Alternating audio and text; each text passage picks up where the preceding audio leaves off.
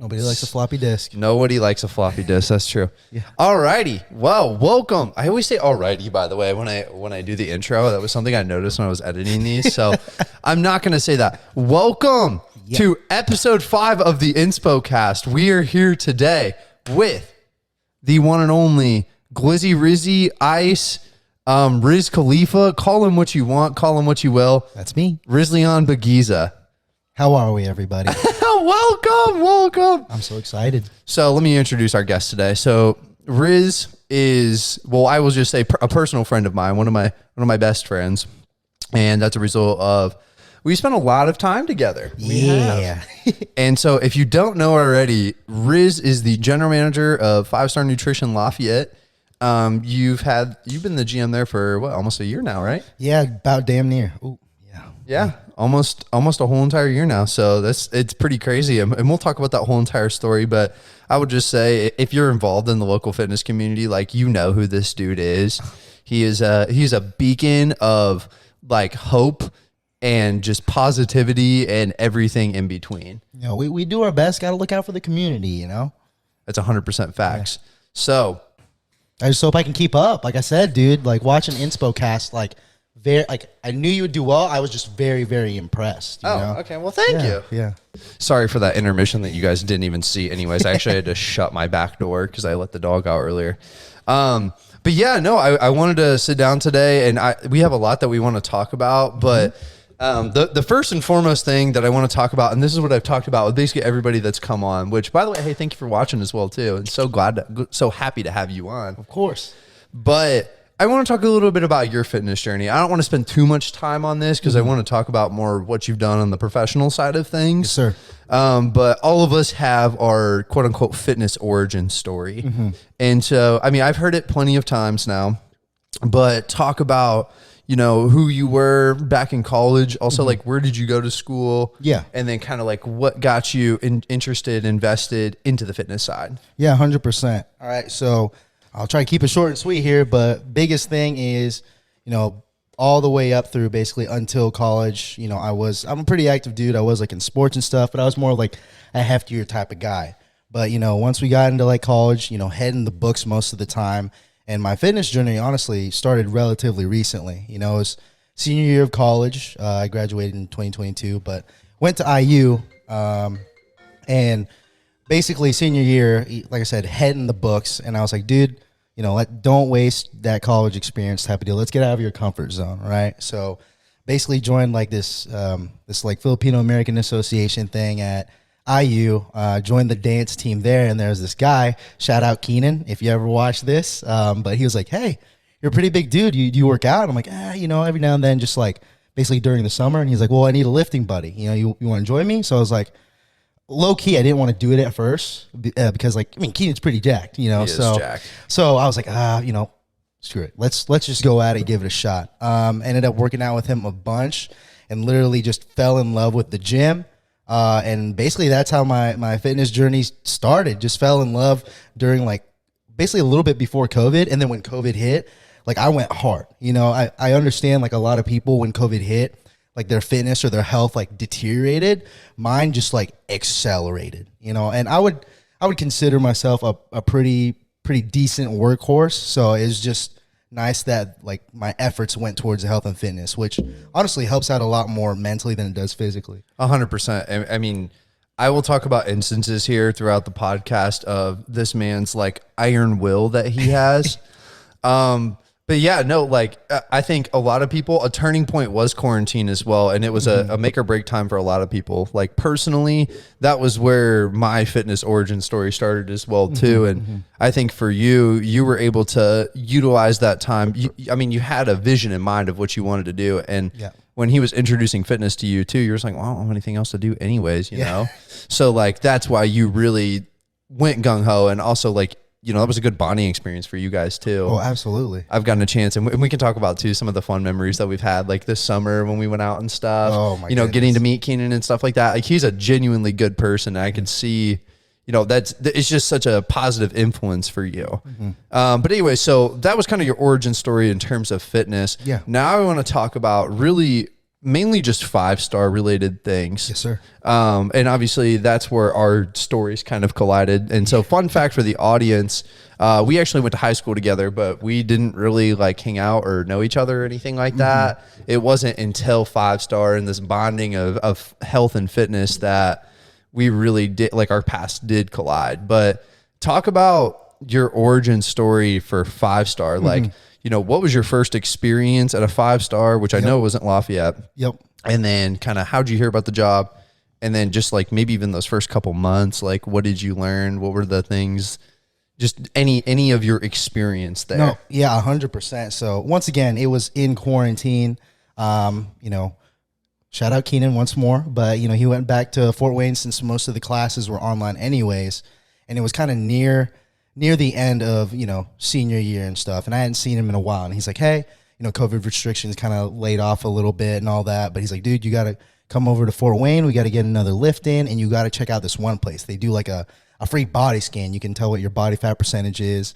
And, you know, it's like, it's this place called 5-star. And I was like, you know, I haven't seen my buddy in a while. I might as well go check him out. And then like, hey, you know, I had made decent moves in my fitness journey. So I'd want to see where I was. You know, this is also a little shout out. Definitely when you think about starting, do not ever be afraid, you know, record yourself, take pictures, because, you know, when you go back and look at it, it's a different kind of feeling. I actually, when I was talking to Elias about that, he said the same exact thing. And that's why getting behind the camera, it's so scary. Yep. But once you start to look back at it and see that end product and realize how far you've come, that's the rewarding, satisfying part of all of it. 10 million%. But anyway, so you went to 5-star, right? Yeah. So what was your first experience like? So first experience was, I mean, it's so weird to say this, but like first experience came in, you know, Luke, shout out Luke. He greeted me. I was like, hey, what's up, man? And I mean, he already knew Keenan and stuff. And I was just like, hey, I just kind of, you know, wanted to check the place out. So he talked to me a little bit, asked me some questions, and like, look, I'm an introvert, but so like at that time I was like, okay, why is he asking all these questions? You know, what's up? What are you trying to do? But the dude was just trying to get to know me and, you know, genuinely help me with like my journey and stuff. So got on the InBody, got my scan done. I didn't buy anything, but I was just so impressed with like the whole 5SC, where I was like, man, this is dope. And when I worked out with Keenan that day beforehand, one of the other 5-star employees was about to hit a workout, and you know, he mentioned that they were opening up a store in Lafayette. So I was like, hey, Luke, I know you guys are opening up a store in Lafayette. Are y'all hiring, or do you already have people for it? So he gave me, shout out Brennan, he gave me Brennan's information, and I hit him up, and basically that's how that journey started right there. By the way, Brennan's going to be on the podcast this Saturday, by the way. So I know he's been mentioned in previous episodes, so you're actually going to get to meet him. The man's an absolute legend, and we'll probably talk about him more throughout. But anyways, so that's how you kind of figured out about how Lafayette was opening up a 5-star nutrition store. Yeah. And, then from that point, I guess how the application process work for you? Because I know, at least for me personally, like there was a physical 5-star nutrition in Lafayette at the moment where I applied. For you, that store didn't exist yet. Yeah. So were you just like messaging Brennan or like? Yeah, so it was like emails. I told him I was interested, and you know, about it. He gave me like these screening questions, so I filled that out. And then, you know, that was, I guess he liked it, because obviously he's like, hey, you know, let's do like an interview or something. And I was like not scared, but you know, Brennan was going to be on the interview, and then he's like, hey, you know, my director of operations is also gosh, Mailer was on it? Yes. Oh, dude. No. And we'll talk about the hierarchy of 5-star as well, too. But I would just say, so the application process, because, you know, you and I have done multiple interviews. Like, we have interviewed people. It is a very intensive process as well, too. So, like, looking back, I mean, when you're doing the interview, you have no idea. You don't know. But when they're asking you all these questions, you're like, holy crap, dude. And when they say somebody like that, which I'm guessing even at the time, though, you were still like, okay, the director of operations, like, cool, whatever. But I think you started to figure out later on that, like, oh, no, this dude's, like, big dog here. Like, he's like, this dude runs, John Mailer, he runs, what, 20, 25 different stores or something like that in the Midwest? Yeah. I mean, so it's broken down into, I would just call it, like, 4 different quadrants, so to speak. And there's a director that oversees each one of those quadrants, and he oversaw this Lafayette district and the Illinois stores, the rest of the Indiana stores. I don't even know the whole extent of what he covers, but it's a lot. So anyway, so you had the interview, right? Obviously it went well because you're there. Yeah. Yeah. So that went well. And then, basically he's like, oh, so like, when can you start? And I'm like, literally whenever, cause again, fresh out of college, fun fact, I was, I graduated with a degree in game design, but COVID messed that up. Fitness was another thing. So I was like, yeah, I'm ready to start whenever. And he's like, well, you might not get paid for it off RIT, but like, do you want to help build the store? And I was like, yeah, like, dude, like getting to build a store and literally from like ground up, help that store grow was very, very interesting. And got to meet like some pretty high flyers who were in the company. So that was very dope. So were you actually a part of like literally putting the shelves in the store? Yep. And like, so this is insane, guys. 5-Star Nutrition opened September of 2020, I believe. Yep. Riz is the last remaining individual as of current that has been there since day one. OG, baby. Literally since day one. This man has been the foundational piece of 5-Star Nutrition Lafayette and taking it to where it is. And we'll talk about the progression of it too. But I want to mention something that you've told me in the past about what Brennan told you when you first got that interview too. And I don't know if he said this to you right off the rip or like if I know he said it all the time, but he looked at you and just said, you one day are going to be the general manager of 5-Star Nutrition Lafayette. Yes. So that was literally the first day that I was helping build the store, and Brennan was getting his car fixed or something. And so he didn't have it. And he's like, hey, can you take me? I'm like, well, yeah, of course I got you. And we were in the car. Keep in mind, I had only met this dude prior. We hit a workout and that was it. And then in the car, obviously we like talked. So you had an interview and you hit a workout with the dude. That's basically it. That is it. And then we were in the car and we're just like casually talking.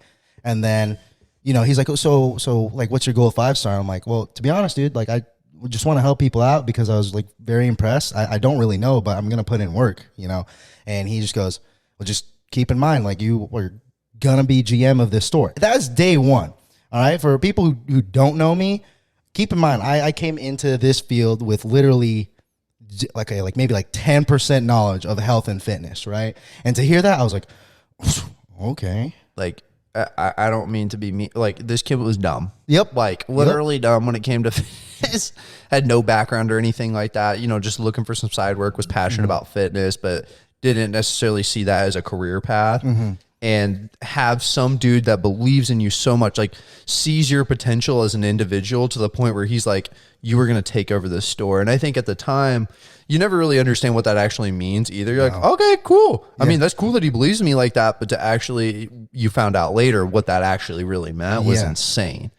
So yeah, no, that's like your origin story there. And obviously in the first 3 months, it's a total learning curve as well too. Absolutely. So one thing I really want to talk about as well too is like, we were fortunate enough as employees there to have, in a sense, unlimited resources to supplementation, which is kind of cool.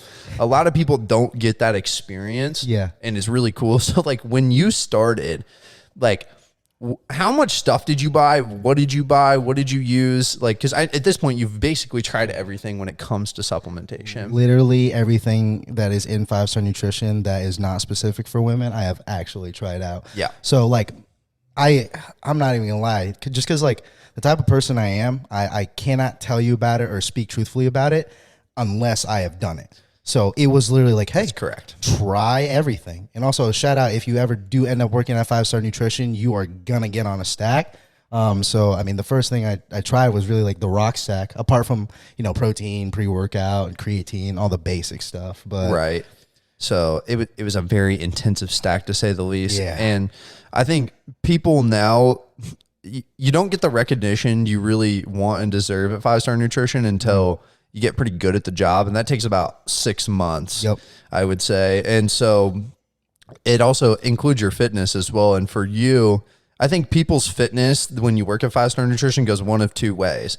It really, really accelerates or it actually decelerates because of basically how much time you actually have to put into that bad boy. Like that was me personally. For you, it was always like an accelerator. And Also for you, just as a person as well too. So talk about like social skills is another thing that you learned as well too through 5-star. Yeah. Like when you started, what did your social skills look like compared to, what that looks like now?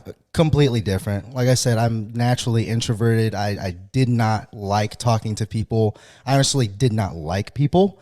But weird saying that I work there now. But but basically just, it 5-star does a lot for you professionally, but also personally. Yes. And having to, we do role plays, like one-on-ones and stuff, and having to talk to people every single day, sometimes like 30 people a day, maybe more, maybe less, but just to have that repetition, really improved my social skills for the better. I mean, like, regardless or whatever, I mean, like, I want to help you out. How am I going to help somebody if I'm too scared to even talk to them, right? So it's literally like, dude, you have to do this, or else not only are you wasting their time, you're wasting yours. And what's the point of them coming in here, And you very much are about other people too. So Yeah. valuing people's times and efforts and energy. And yeah, that was something that you grew to get really good at as well too, though. But now I want to talk about like, because that first 3 months, obviously just like this learning curve, right? Yeah. Of like, and we can talk about the job as well too, because it's a sales-based job. So for the people that actually don't know what 5-star nutrition is, because I guess we haven't really like talked about exactly what the job is yet. So it's a national supplement chain at this point, and actually there's a huge expansion project going on right now. But it serves to provide resources to people in the local fitness community through free in-body scans, like quality advice on nutrition, expert supplement knowledge, and all those resources are available to you for free whenever. And there's a lot that goes into it. It's not just like, hey, I want to get fucking jacked, know? Well, excuse my language, but it's also about like that quality of life stuff too. A lot of what we dealt with was, you think about like SIA workers, so like factory workers and construction workers and nurses and things like that, talking about sleep quality, energy, stress, like all those different kinds of things. And that's like I really started to think about this last night. Like our job there is to be a problem solver. Yeah, correct? 100%. Yeah. So when you first start, because it coincides with your knowledge of supplementation, and think of supplements as like tools that you use to solve these problems that you have, the sleep, the energy, the stress. Like that's a skill set you acquire over time through reps. And so the first 3 months is you just like trying to figure out about the supplementation, about how the 5-star experience is what we call it actually works. Yep. And yeah, it's just a huge learning curve that you have. And I think that also contributed to your social skills and things like that as well. But so he started in September. I came in the picture around December time. Yep. So there's about a 3-month gap there. And then that was really where you started to take off as a leader. Yeah. So the situation was, it was Brennan Hillary. So he was the general manager. Riz, who was basically the main dog sales associate. And then there was me. Well, there was also one other person, but it was me just starting, Yeah. And at the time, it was also like, the challenge and stuff was coming up. Oh, baby. And a lot of it was like, I was only working like 20, 25 hours and stuff like that. So a lot of the responsibility actually was pushed onto you as well, because Brennan, and we'll talk more about his story on Saturday, but he's been in the company for like 5 years. So this store was kind of like his baby. And really now it was his point to like, find himself again and get out of like this mental rut that he had been in and keep moving up and progressing in the company. So I think all of us saw it as like, this store is not going to be his end destination by any means. And for him, it was trying to transition you as a leader, right? Yeah. So when I came in the picture, I think it really started to become, you got a lot more responsibilities on all of this.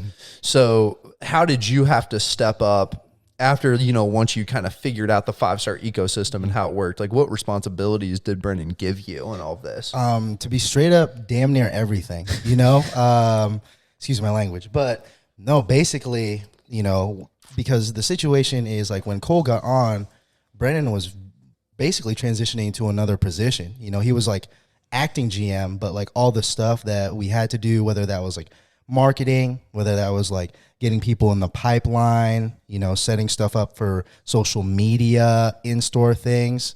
I didn't like head it all at the beginning, but he like, hey, this is what I do. All right. You know, you got to try to like implement this or try to copy it, you know, tell, show, do method type of deal. Right. And basically I just had to take all that on, like not necessarily at once, but like consecutively. But, you know, I was like, honestly, at the time, just very hungry to just keep on going, you know? Right. There was so much personal growth that I was like, yeah, okay, I will literally do everything that this man wants me to do or that I need to do for this place to have it pop off, because I know if this place pop offs, I'm going to keep on growing. Exactly. So there's a lot of different aspects to the business of 5-star nutrition that you figure out. Like, you know, you can go get a job at Walmart and you can go stack shelves, and there's nothing wrong with that. Yep. But at 5-star, think of it as like, you know, you're going to get paid whatever you get paid at like a Walmart or something like that. But you have the opportunity to actually like grow a business. So it's a very entrepreneurial, really ran individual place. And they just give you a supplement shop and they're like, do what you want with it, make this thing grow. And so those aspects include things like social media and marketing, which, I mean, we'll tap into. There's so much that goes into that in terms of like partner building relationships, posting on the social media page consistently, staying up to date with affiliates, things like that. You have inventory that's included in all of this. So counting all the products monthly, like there's so much stuff behind the scenes that people don't actually see. The actual selling stuff, like, you know, talking to customers is just like one aspect of the job. And I believe the job, we break it down into 4 different categories, right? Yeah. So it would be, and you can talk about those too. Yeah. So the 4 is definitely, one is team. So that's more qualitative than anything, because it does not matter if the store's doing amazing, if your sales associates or if your team's doing amazing, if their, you know, quality of life is trash, right? And the big thing too is like, big thing they preach is 5-star fam. Like, you're not just, you know, these aren't just your coworkers. Like, you will become friends with them, best friends. Like, literally they'll be like family, you know? So that's just one big aspect that they take into control and like take into mind, because that's just one reason why, like, if you're in 5-star and you're in it and you're bought in, you like, they take care of you 120%. Yeah. The other aspect too is obviously the sales and service side. That's more of the quantitative side, right? The numbers, you know, KPIs, OKRs, a bunch of stuff to make sure that, like, hey, you know, although numbers aren't everything, it's still a business. You know, we still got to make money. We still got to make stuff grow and improve on the quantitative side of things. Apart from that, there's also the operational side, which is, it's my favorite. You know, I love doing like the gritty stuff. So like inventory, counting things, cleaning. But I really like doing the operational things. Then last but not least is like the marketing side. You know, that's going to be with affiliates, ambassadors, setting up demos, setting up basically like health seminars. You know, that's one big thing you did. And basically like legit planning out what you're going to post. You know, you're not just posting willy nilly. Like there's a certain purpose to what you post, when you post it, and like why you post things. So I think it'll be helpful for us to actually explain like a week in the life of like what we actually do. But before we do that, I want to talk about, so we talked about this space where you took on almost all of these responsibilities, right? And this was probably from the time of January 2021 all the way up until, I mean, call it April. Yeah. Right. Yep. And so in that time, is basically Riz was a sales associate, and then he had actually just gotten introduced into the assistant manager course. Yes. And so that was something I actually talked about in my podcast one. And a big reason why I was inspired to do it was because of you. But talk about your experience in the assistant manager course, and then like, you know, logistically, after you finish that course, what actually happened? Because you were supposed to be the assistant manager after that, right? And that's not what happened. But so talk about, you know, your 12 weeks in that course, and like, there's a lot that you learn and you grow from in that course as well. So like your experience, explain the course for people. So what the ASM course is, basically, it's just like what Cole said. It is a 12-week course where you learn to take on the ASM responsibilities, again, from a quantitative side and a qualitative side, learning to pick up some responsibilities to help the GM make his or her or their life easier. And then obviously you just take on more responsibilities to basically kind of prove yourself. And, you know, with that 12-week course, you read a book by Dave Ramsey, Entree Leadership. Shout out Entree Leadership. Amazing book, by the way. But you read it. We have this thing, it's called Trainual, where you kind of review what you went over, but then you also reflect on the things in there, right? Now, it is obviously business oriented, but it is a mixture of also like reflecting on yourself, like as a human, what you can do better, what you can do to improve, what you took out of it, how you're going to implement it this week, whether you did or not, why, the reason being. So, I mean, just doing that for 12 weeks was really, really solid. And for me, at least, going through the ASM course, I learned a lot more or picked up a lot more from the personal side rather than the professional, right? You get out what you put in that course. Exactly. And I vividly remember Brennan talking about it, because you would never talk about the course. It was funny, like everything that I ever learned about you was because I went through the experience after you, and then I realized what you actually had to do. But so it's a course, and there were other individuals in the course, and at the time, the success rate of the course was 50%. Yeah. So if the course started with 20 individuals, 10 people were finishing. Every single call, this dude was the leader. So like you get on a group call with, well, we talked about one of the directors of operations, but there's 4 of them. Yeah. So you have all 4 of them, basically the four of the biggest dudes in the company outside of the CEO, right? Mm-hmm. Plus a bunch of other people that are applying for the assistant manager course, and you're reading this book weekly. You're presenting your reflection. The other big thing that's introduced as well, this is just a huge part of the 5-star ecosystem, is Google Calendar. Oh, baby. Oh my gosh. We could go on and on about that. But man, it really is a life changer though. And you have to present your Google Calendar every week. And once the course starts going on, 4 or 5 weeks in, it transitions from those directors being the leader of the conversations to the actual members of that conversation, like the students of that conversation being the leaders. And it tended to be you were the leader of that conversation. Yeah.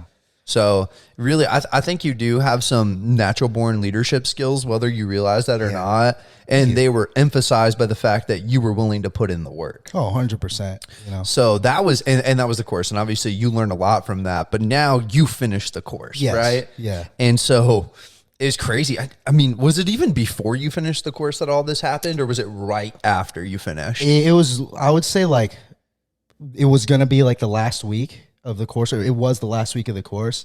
And then I got a call from Mailer. The funny thing is like, Brennan was like hinting that, hey, you're probably going to be GM right after this. I'm like, oh, okay, cool. And I was like, but it's an ASM course, so maybe we'll see.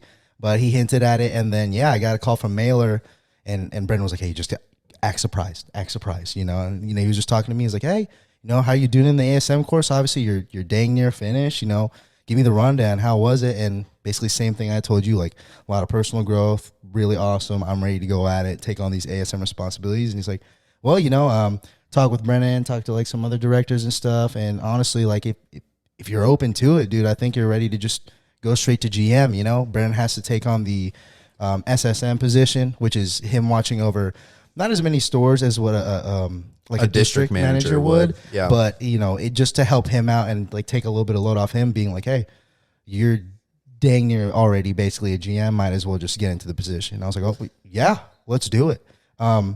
Ironically enough, though, I just found this out like a couple months back, like talking to Brennan before he went into his new store position. He's like, Riz, I'm gonna be honest, that like period from January to April, I really thought you were gonna quit, because straight up, Brennan was gone almost the entire time, and I was basically rocking solo until Cole saved my butt on the weekend, so we come in and help out. So this was Riz's life for 3 months. Well, even when you became a GM, this was still your life until I graduated. Because at the time I was still at Purdue. I'm a year younger than Riz is. So the dude was doing this course, right? Which that is already a lot. On top of, basically already being the general manager, because like he said, Brennan, and we already knew it. He was going to take on more responsibilities 100%. Just because, the dude's an absolute stud at 5-star. Yeah. And so he's going out, he's going to Fort Wayne, he's going to Muncie to help out these other store locations. And Riz Monday through Thursday is operating 5-Star Nutrition Lafayette from 10 a.m. to 8 p.m. by himself 4 days a week. Literally 4 days a week. And I don't know, customers that have ever been in there, if there's just one sales associate, like you understand what I'm saying. Like the mental toll that it takes on you as an employee is astronomical too. And like from a mental standpoint, it was just like you like basically committing to yourself that you were going to be a better individual. Like that was the only thing that was getting you through this. And I think 90% of people, just as much as like Brennan said, would have quit.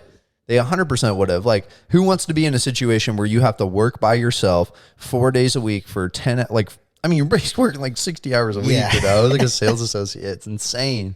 But yeah, so then, you know, you were gifted with that GM spot, and I think it was rightfully deserved as well too. Thank you. And then from there, I mean, the first couple months definitely still really, really rough, right? Yes, yeah. When did things though start? Because that was a very dark time for 5-Star Nutrition Lafayette. If anybody knows about that, you know, if you were looking from a quantitative standpoint, you know, the challenge, we do this challenge every year, and we'll talk about that as well. But like, you know, we were still riding off that high from there, but things started to kind of, you know. Yeah. And then when did things start to really pick up again? Or like we saw the ball moving towards like, oh, wow, 5-Star Nutrition Lafayette's like really growing. I would honestly say during when you were taking the ASM course, because like what Cole said, like, I'm going to be honest, I honestly do not talk a lot about stuff that I do just because I'm like, I just do it. You know, I don't need to talk about it. He's a humble mofo. I just want to do it. So, you know, like, I guess, like, straight up, like, for me at least, I think you going through that, like, ASM course, or, like, going through the first couple weeks, you were like, oh, shit. You know, like, again, thinking about me doing that, rocking solo the store for 4 days. So I think that really put a lot of, you know, like, thought for you of being like, I need to do more for this, man. Also, shout out Brennan, because he's always like, hey, you know, he's always helpful, but he was like, hey, you know, take into account, like, do not take risks for granted, you know? And I remember when he said that, I was like, oh, shit, well, thank you. I appreciate that. But And he was 100% right, too. But I think, you know, our stories really started to collide that summer as well, too. So this was the summer of 2021, and that's when I started the ASM course. And it was like, you know, I'd been doing the job and stuff, but I was never really, like, up to par with everybody else. And, like, for me, you know, I'm always striving to be the best version of myself. I think we have different goals in mind, we have different ways of tackling problems. We had similar goals in mind. Yes, sir. And that was my proving grounds. And that was also where we really started to like actually become really good friends too. Yeah. Because we did basically everything together. So that was when, and so the responsibilities of an assistant manager are 3 things. So it's cash drop, so you're dealing with all the cash sales on a weekly basis, dropping that off to the bank. You're dealing with the inventory, so making sure weekly we're counting products, making sure things aren't messed up, on top of monthly counting every single product, making sure inventory is right, so we can get the fresh reset. Yeah. And then the other side is the marketing, which I talked about in podcast 1, but I mean, it's so much stuff. And I wanted to talk about, like, that's how we really bonded as well too, through the marketing side of things. And shout out to Brennan as well too for everything that he did for us. So at that point, he was less of a hands-on person and more of this person kind of guiding us towards being leaders. And I remember when July hit, that was when we had the huge marketing push, right? Yes, yeah. So it was this challenge. So our district is kind of made up of, I would just say, well, I guess it's now going to start including the Illinois stores as well too. But at the time, it was really just, there's 3 main stores in Indiana for 5-Star Nutrition. There's the Fort Wayne store, there's the Muncie store, which has been there for forever, and there's the Lafayette store. And so it was this competition between all 3 of us to see who could get the most new customers. Yes. And so I talked about this in the episode or the podcast 1, but our initiative was, for us at least, Brennan teaching us how to build partnerships, right? Yeah. And so I want you to talk about your first experience, like going out and doing this stuff, because like, I just remember at least my first experience of Brennan being like, okay, we're going to go build a partnership today. I'm like, what? Like, I was just like, I don't get this. Yeah. So you had done it before, I think the day before I did or something like that. He was in town for a visit, and basically every time he came for like 3 months, he was like trying to teach us how to do something in the business, right? Yeah. So talk about like your first experience, like trying to actually go pitch a partnership to like a business. And also I do want to talk about partnerships at large. Like I bet people are sitting here like, yo, partnership supplement? I'm confused. Like what is the value here? So just really quick, 5-Star Nutrition, like I said, very unique entrepreneurially. And we partner with local fitness facilities, fitness communities, health organizations. Like there's a bunch of different places that we partner up with to provide value to those places. And obviously, you know, we are trying to bring customers in the door. That's 100% part of this. Yeah. But the reason being is because we want to provide value to those individuals. And obviously they're involved in their fitness, right? Yeah. And so the partnership looks very different across the board. You know, like for one, local fitness facility. Maybe they're doing like powerlifting events. I'm just thinking of like Fearless Fitness, right? Yep. So we'll go there, you know, maybe we'll even bring an ambassador or two to actually have like spotters there, and then we'll set up a table and give out samples. Or like maybe we go hit a class there. Really, it's just like promoting local health and fitness. Yeah. And for you, talk about, you know, you have to build those partnerships in the first place, though, right? So talk about your first experience trying to do that. Yeah. So in terms of building partnerships, it was the day before Cole went out. But we basically hit up like 3 different places. It was like the suntan, Levi suntan or something mixed with it was Palm Beach. Yeah, Palm Beach tan mixed with I forget what the Snap Fitness. Yeah, so they were like kind of mixed together. RIP, by the way. Yeah. So I had done like some marketing, you know, affiliate stuff in the past, but never like solo dolo or headed it myself. But like a big thing of that was basically just going up and kind of almost pitching ourselves, but not really doing it like that. I'll kind of explain a little bit here, but basically, you know, Brandon was like, all right, for this first one, you know, you can kind of watch how I go about it, and then, you know, pick up, you know, throw in your little 2 cents if you want. But, you know, we went on over to the first Palm Beach tan and stuff, talked to them a little bit, you know, build some interpersonal relationships and all that. And, you know, we kind of asked like, hey, you know, is it cool if we like set up some flyers and stuff here at your guys' place, and also like Snap Fitness to the side? And they're like, yeah, that's totally cool. And I was like, okay, cool. Gather the information. Basically, you know, don't go in there off rip trying to ask for something, right? You want to go in there, talk to them, you know, figure out what they're all about. And then if there's somebody available, being like, hey, you know, can we talk to your manager, whoever, and kind of just going about it like, hey, you know, we're 5-star nutrition. You know, we're fairly new to the area and stuff, but, you know, we've had a lot of your clients come through and talk, you know, pretty highly about this place. And we're just looking to get into more of the fitness and health community, and just kind of spread the word and help y'all out, really. Because, you know, if we can help them outside of your facility and stuff, then they're more likely to come into yours, come into ours, and basically work together. You know, We're not even asking for anything, which is true. We're not asking for anything other than like to work with them.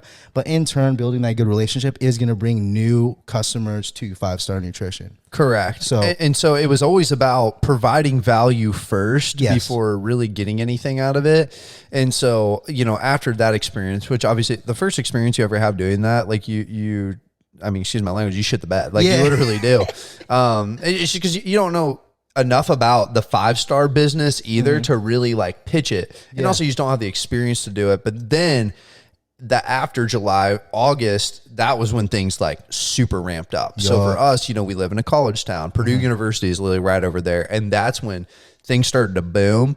And that was where our paths really collided, because we would go out and do these like huge like marketing initiatives. So like the one that comes to mind for me very, very specifically was when we went and hit up 4 apartment complexes. Yes. Yeah. So what we did was, because we're trying to provide value at it from plenty of different angles. And basically we just like look at a demographic and say like, okay, do we think we can benefit these people and bring value to these people, and also these companies and organizations? And so we were like, you know, apartment complexes would actually be a really good one, because, you know, it's the student population. We already have a lot of them coming.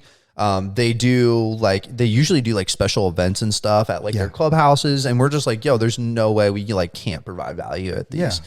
So we went out. I remember the first place we went was actually where I used to live last year, called the Cottages. And we went in there. Oh my gosh, bro. I was so fucking nervous. I'm not going to lie. And thank goodness he was there too. Saved my butt. But that was when we really started to figure out how to even do this in the first place.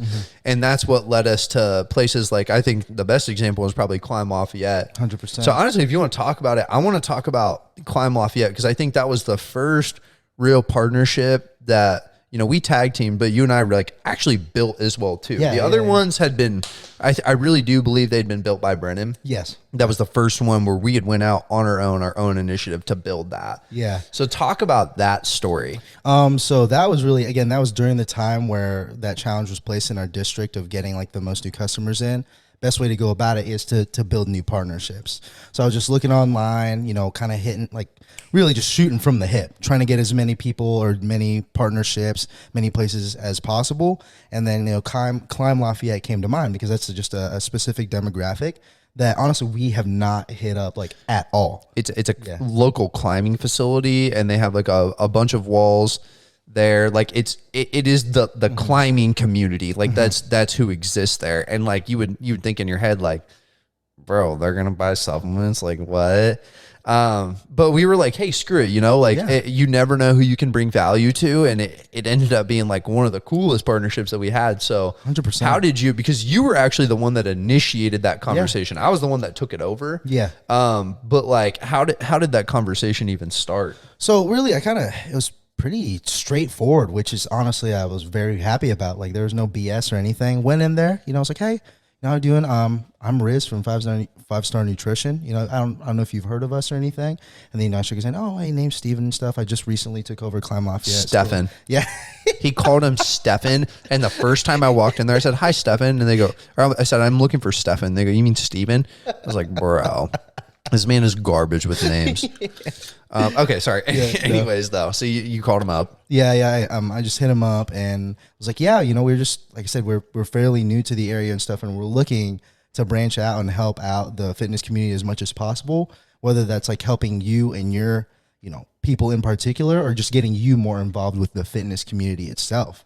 And then he's like, yeah, just, like give me about like 5 minutes. I just got to hit this call real quick, and then, we'll talk. So, sat there for a little bit, talked with some of the employees and all that. And then when he was ready, we just kind of went into his like back room, and he was just like, all right, I'm a pretty straightforward guy. I'm about the numbers, but like, just give me a rundown. Like, how can you help us, and how can we provide stuff for you? And I was just like, oh shit, no BSing. And I was like, well, to be honest, man, listen, we get a lot of people coming through our doors. And it's a pretty decent, wide variety of demographic. He obviously got college students, which, I assume a lot of college students come here. And it's like, yeah, definitely we do. We just, like I said, I'm fair, like, this is Steven talking, I'm still fairly new trying to head this. I've done a lot of other business-related things in the past, but this is something new I wanted to dabble in, and I want to make Climb Lafayette, like, pop off. And how can you guys help me do that? I'm like, like actually drive revenue. That was the biggest thing. So what? Sorry, keep talking. No, you're good. But like the biggest thing was just like, okay, how can we get like our people to kind of like communicate or work with y'all? And I'm like, well, the biggest thing I know with climbing, it's nobody's out here trying to look like a bodybuilder or lift heavy weights. Climbing is just about the endurance aspect, grip control, and all of that. But a big thing is your joints, bro. You're literally lifting your body and climbing rocks. You got to take care of your joints.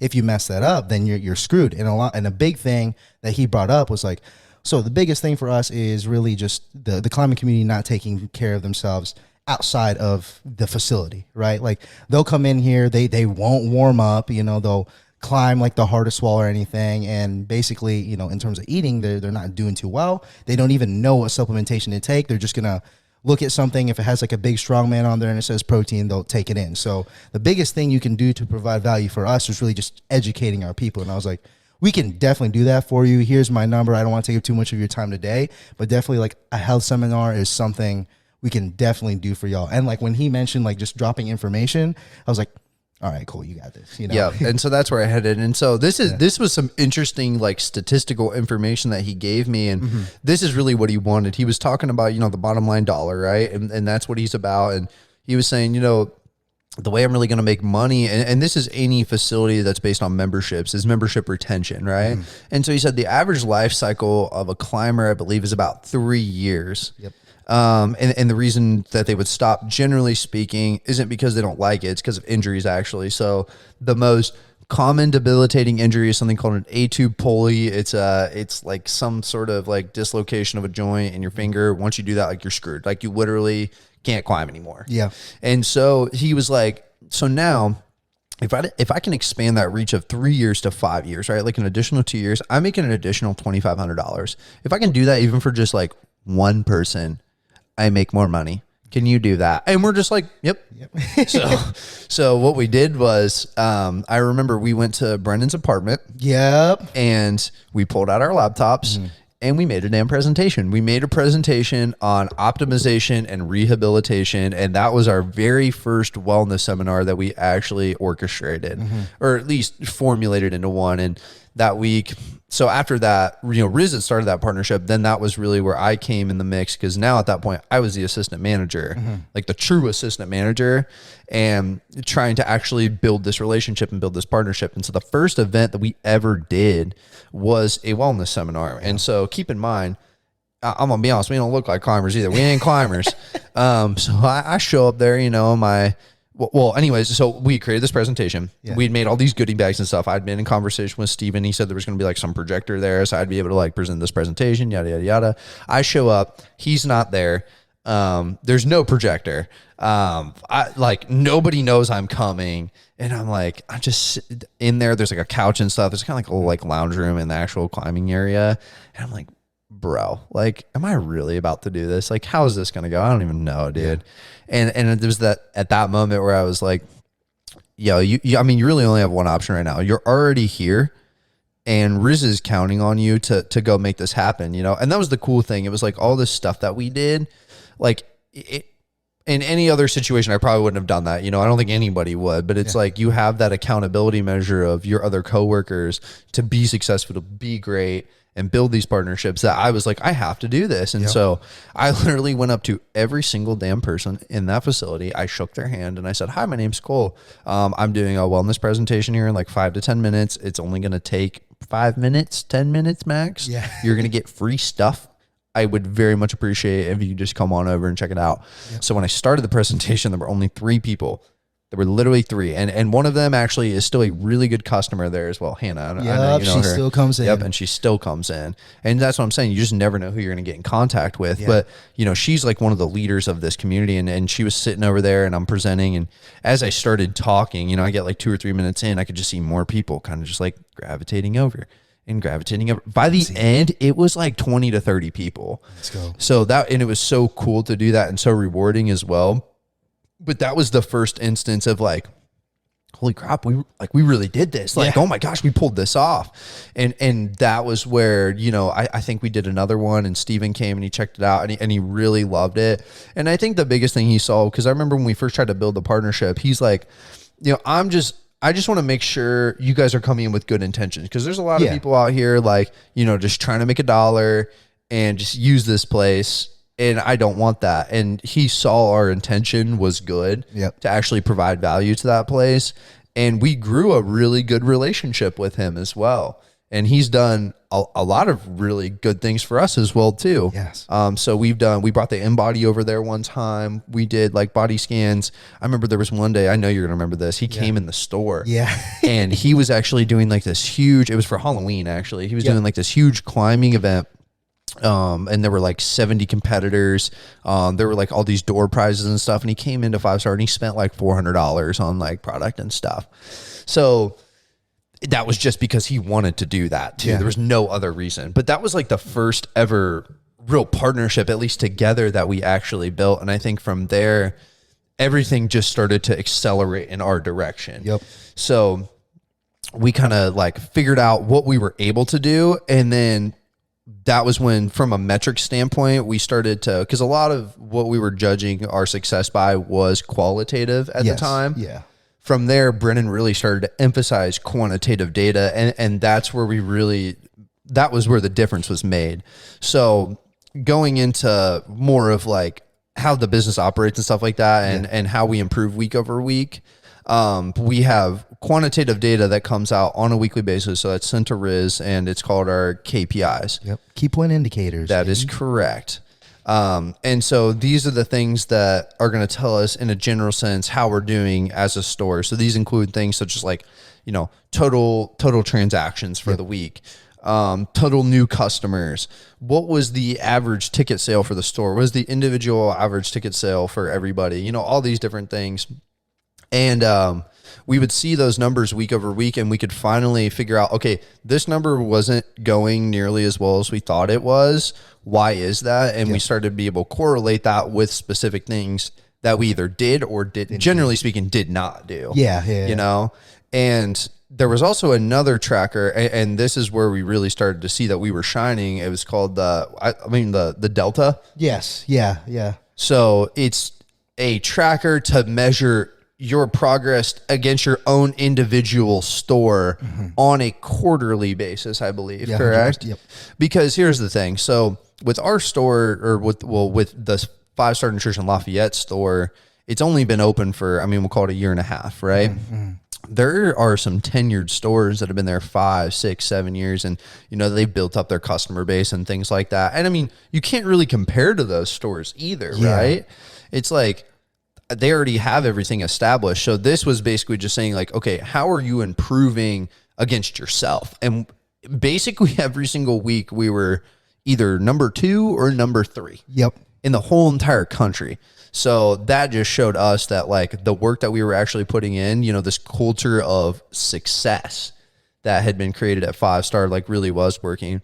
But I also want to talk about that culture of success as well too, because there's a lot of pros that came with it. And I think it was, from an accomplishment standpoint, we accomplished a lot, right? Yes. But there's also a price you pay for that as well too. 100%. And I think that a lot of that comes in your personal life. So talk about, in your journey to try to be successful through 5-Star, like what like failcomings or like troubles did you have in your personal life, and how did that also affect you professionally as well? Because like you said, those two things very much coincide together. Yeah, I mean, the biggest thing is really just like that work-life balance, because like I said, we're pretty hard workers, right? And I just want to put my all into something, but at that same time, putting your all, for example, like into 5-Star, you're not building or maintaining as much of like your personal relationships with your parents, friends, all that, your rest and recovery. And like what Cole said, although going to 5-Star can increase your fitness game, it can also decrease your fitness game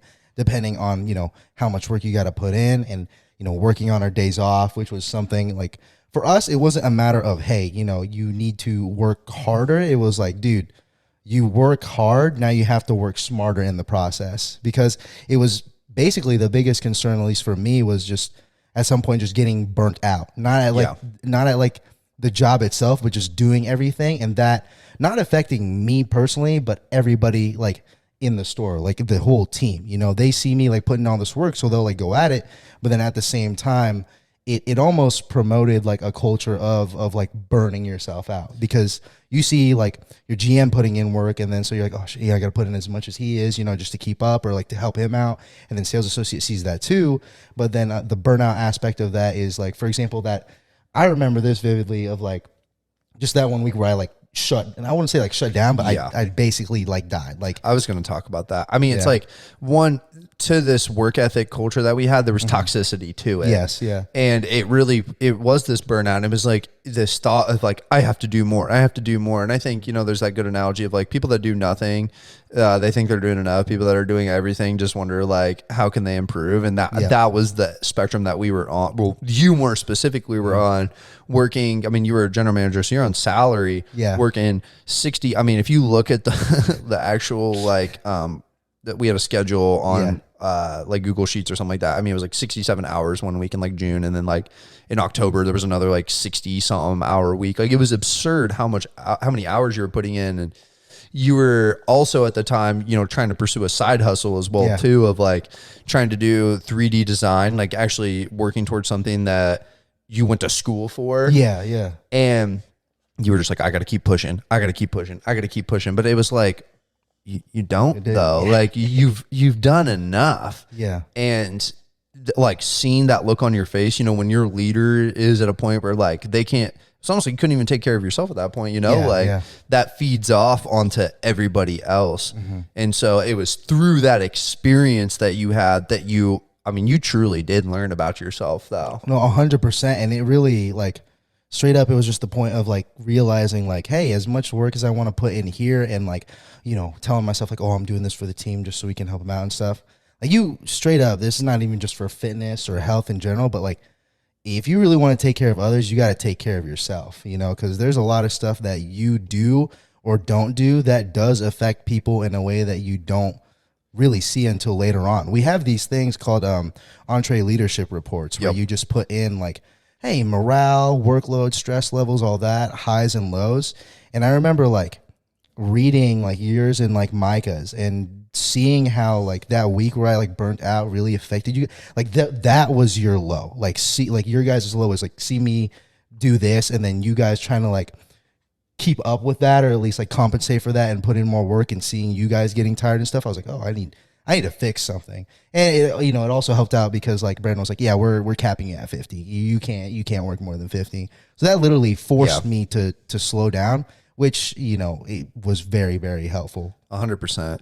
I want to talk about how we elevated as leaders. Like what is our differentiator between, us and people our age that do something similar? And I think like the responsibility that we put on ourselves was huge. Yeah. But the thing that we also did was, we had created a model of success, and to the point where we were actually able to teach this to somebody else. Correct? Yes, yeah. And so I want to talk about Micah really quick, and shout out him, by the way. Sorry he couldn't come on the pod. He's actually working right now. Yeah, man.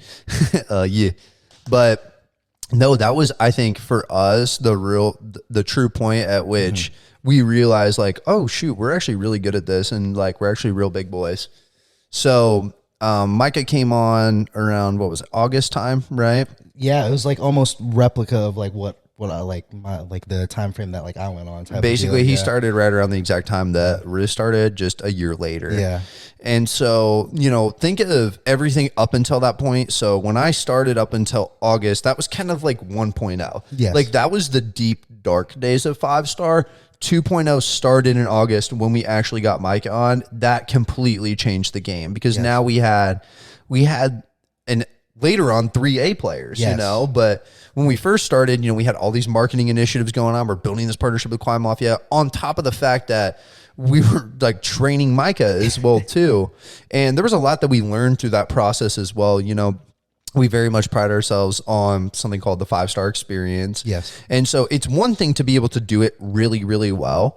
It's a totally different thing to be able to actually teach that to somebody 100%. And have them do it really well, Yeah. And obviously, we weren't perfect in any of it. I remember Brennan coming in November and like, really helping us out. Yeah. But for 2 to 3 months, it was just us. Like we were the only store that had stability for the most part in Indiana. And so we were left alone to do our own thing. And then that was where, we were able to test our abilities as a leader and actually teach Micah. So like, what was your experience in that process of actually like, being a leader, teaching an individual how to be a leader and actually be successful at this job? Yeah. So like my experience was really just because like with you, it was more so Brandon, a little bit of me, and then me later on, but you were already kind of like built by the time that like we started working together, from like that kind of style. But with Micah, that was like young stud. I'm talking 18 going into this job, and just like, happy belated birthday, by the way. Shout out. But now he's 19. Yeah, now he's 19.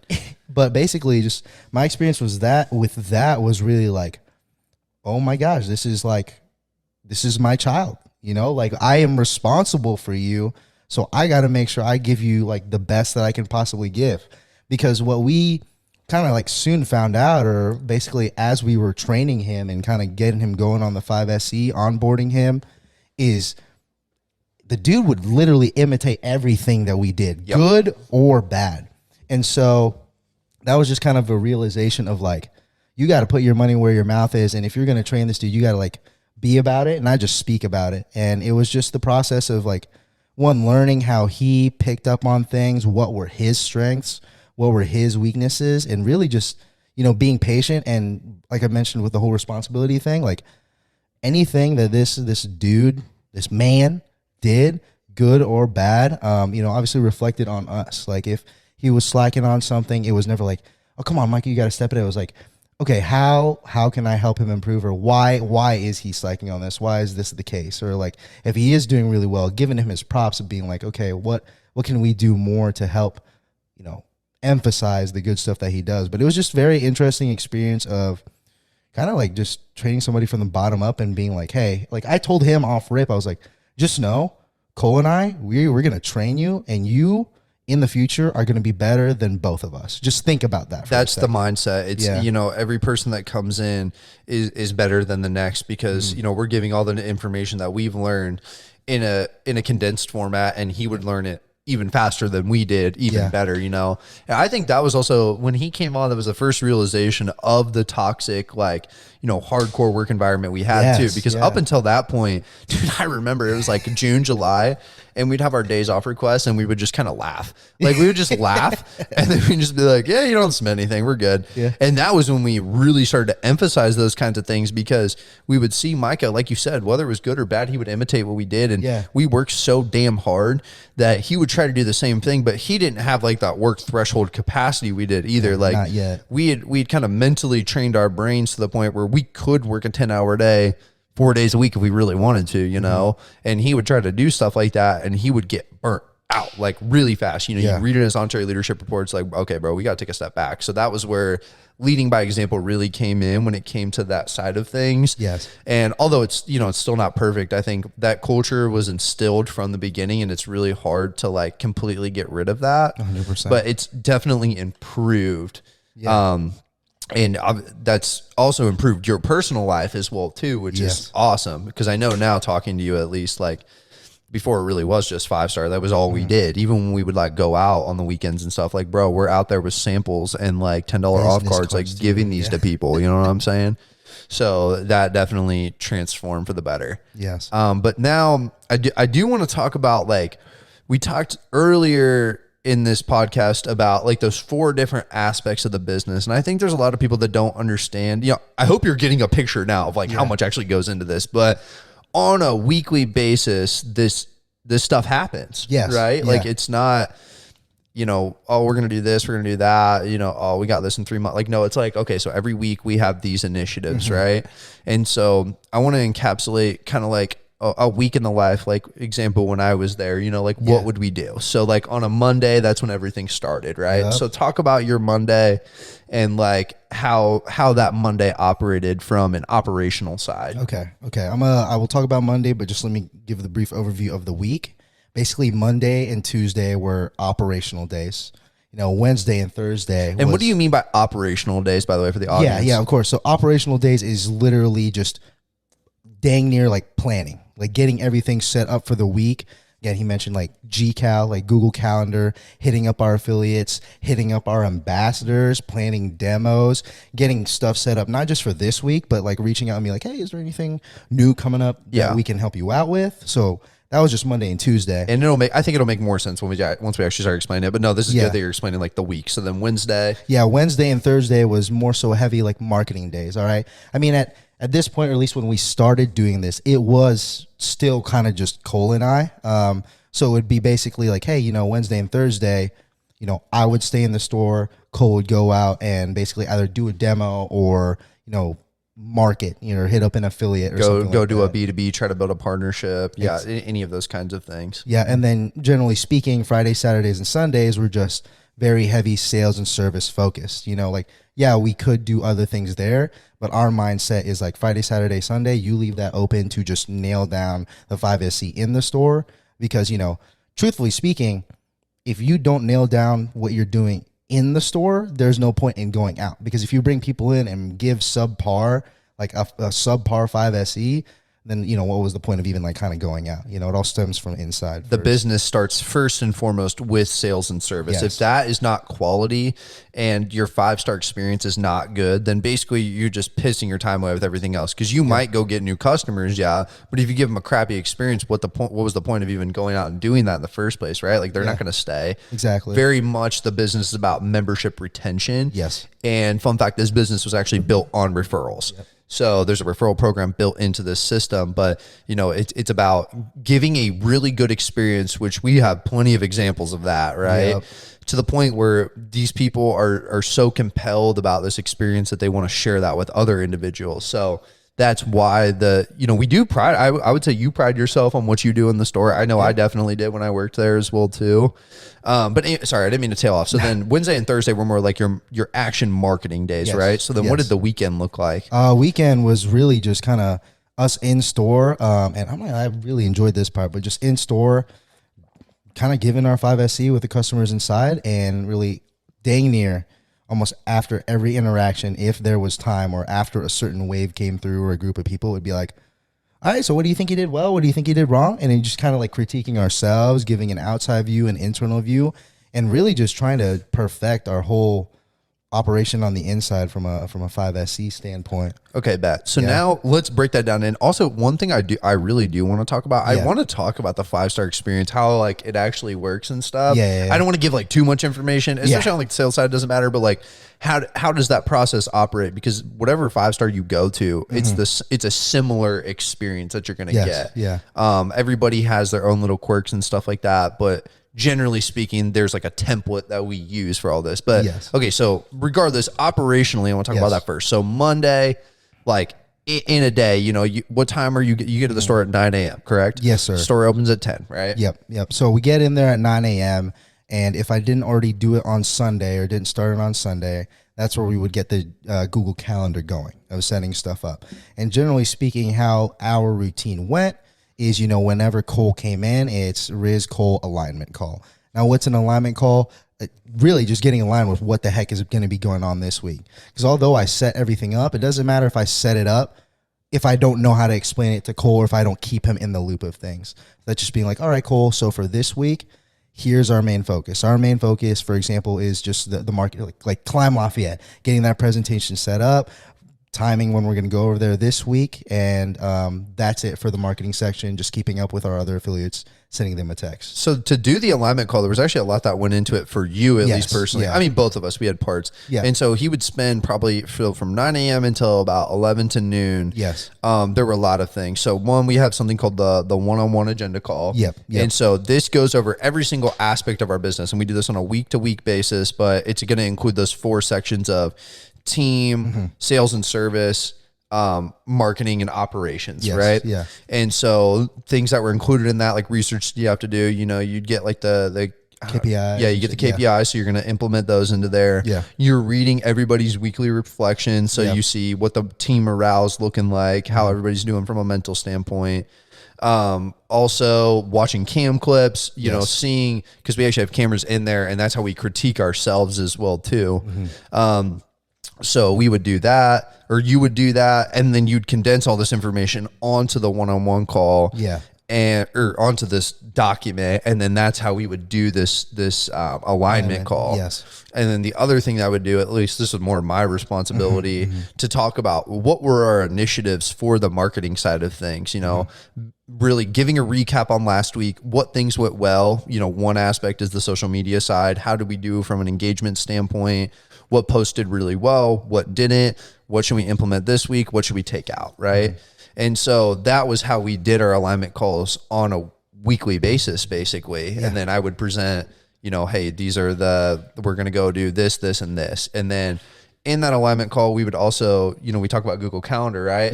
That was how we stayed in the loop about everything. So, you know, he would send me invites for, hey, we're going to go do this, this, and this. I'd be sending him invites, you know, those dark green boxes, baby, for marketing. Yeah, buddy. Man. You know, what marketing initiatives we have, who was doing what. And that was really how the alignment call went. I don't know if you have any more information on it, or anything else you want to talk about with it. I mean, really, that was the main thing, and it was also because, like, yes, we would send the Google Calendar invites, we get the alignment call going, but it was just figuring out the little stuff of like, okay, so what are the outcomes? Or like, okay, Cole, give me a rundown. How do you feel this is going to go? Like, what are we trying to get out of it? And, you know, if we agreed on it, then boom, check the box off. If not, we'd be like, okay, let's think about this for a second.